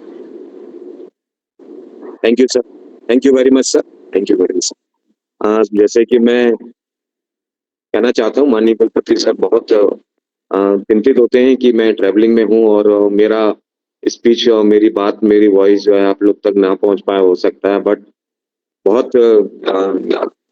Sensitive हैं सर। और हमेशा कहते हूँ, अभी आपने देखा होगा कि इनॉग्रेशन के लिए मैंने माननीय कुलपति सर को इनवाइट किया था तो उन्होंने व्हीकल को रोक लिया और इससे ये पता चलता है कि हमारे माननीय कुलपति सर हर महाविद्यालय और हमारे विश्वविद्यालय का नेक कैसे इम्प्रूव हो सके हर पूरी कोशिश वो कर रहे हैं और बहुत सारे चेंजेस कर रहे हैं। तो मैं इसके लिए माननीय कुलपति सर को आज के इस लेक्चर को ऑर्गेनाइज करने के लिए उन्हीं के इनिशिएटिव से ये ऑर्गेनाइज हुआ, उनको हृदय से धन्यवाद देता हूँ और मैडम को भी धन्यवाद देता हूँ। और अंत में मैं माननीय हमारे विश्वविद्यालय के कुलसचिव आदरणीय सम्मानीय अभिषेक वाजपेयी जी से मैं निवेदन करूंगा कि kindly propose the vote of thanks of today's programmes. Abhishek Vajpayee sir से निवेदन करता हूँ कि कृपया वोट ऑफ थैंक्स देने का कष्ट करें। साहब आवाज आ रही है मेरी?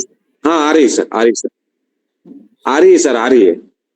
आज के इस कार्यक्रम में ऑनलाइन रूप से जो रिसोर्स पर्सन के रूप में जुड़े प्रोफेसर शंभवी मिश्रा जी, लखनऊ यूनिवर्सिटी, हमारे विश्वविद्यालय के कुलपति आदरणीय प्रोफेसर मनोज कुमार श्रीवास्तव जी, सभी सम्मानीय प्रोफेसर, सभी कॉलेजों से जुड़े समस्त प्राचार्य एवं प्राध्यापक, मैं जैसे कि शंभवी मैडम ने जो प्रैक्टिकल के रूप में नैक के संबंध में जानकारी दी और एक ही सेशन में पूरे 6 क्राइटेरिया को कवर किया और उम्मीद है कि बाकी क्राइटेरिया के बारे में भी वो जब भी विश्वविद्यालय को और महाविद्यालयों को मार्गदर्शन की आवश्यकता होगी तो देंगे। तो मैं सबसे पहले शंभवी मिश्रा जी को धन्यवाद देता हूं और सभी कहना चाहिए कॉलेज के प्राध्यापकों को भी इस ऑनलाइन सेमिनार में जुड़ने के लिए धन्यवाद देता हूं और IQAC प्रभारी एवं जितने भी लोग इस प्रोग्राम को ऑर्गेनाइज किए उन्हीं को भी विश्वविद्यालय की तरफ से धन्यवाद देता हूं और माननीय कुलपति महोदय की अनुमति से मैं इस सेमिनार को कहना चाहिए अभी ऑफिशियल तौर पे खत्म करने की धन्यवाद। Thank you sir, thank you very much Abhishek sir, माननीय कुलपति सर, शंभवी मैडम जी, सारे पार्टिसिपेंट्स को मैं हृदय से धन्यवाद। थैंक यू, थैंक यू, सभी को नमस्कार। थैंक यू सर, सभी को मेरा नमस्कार। Thank you, thank you so much sir. Thank you ma'am. Thank you ma'am.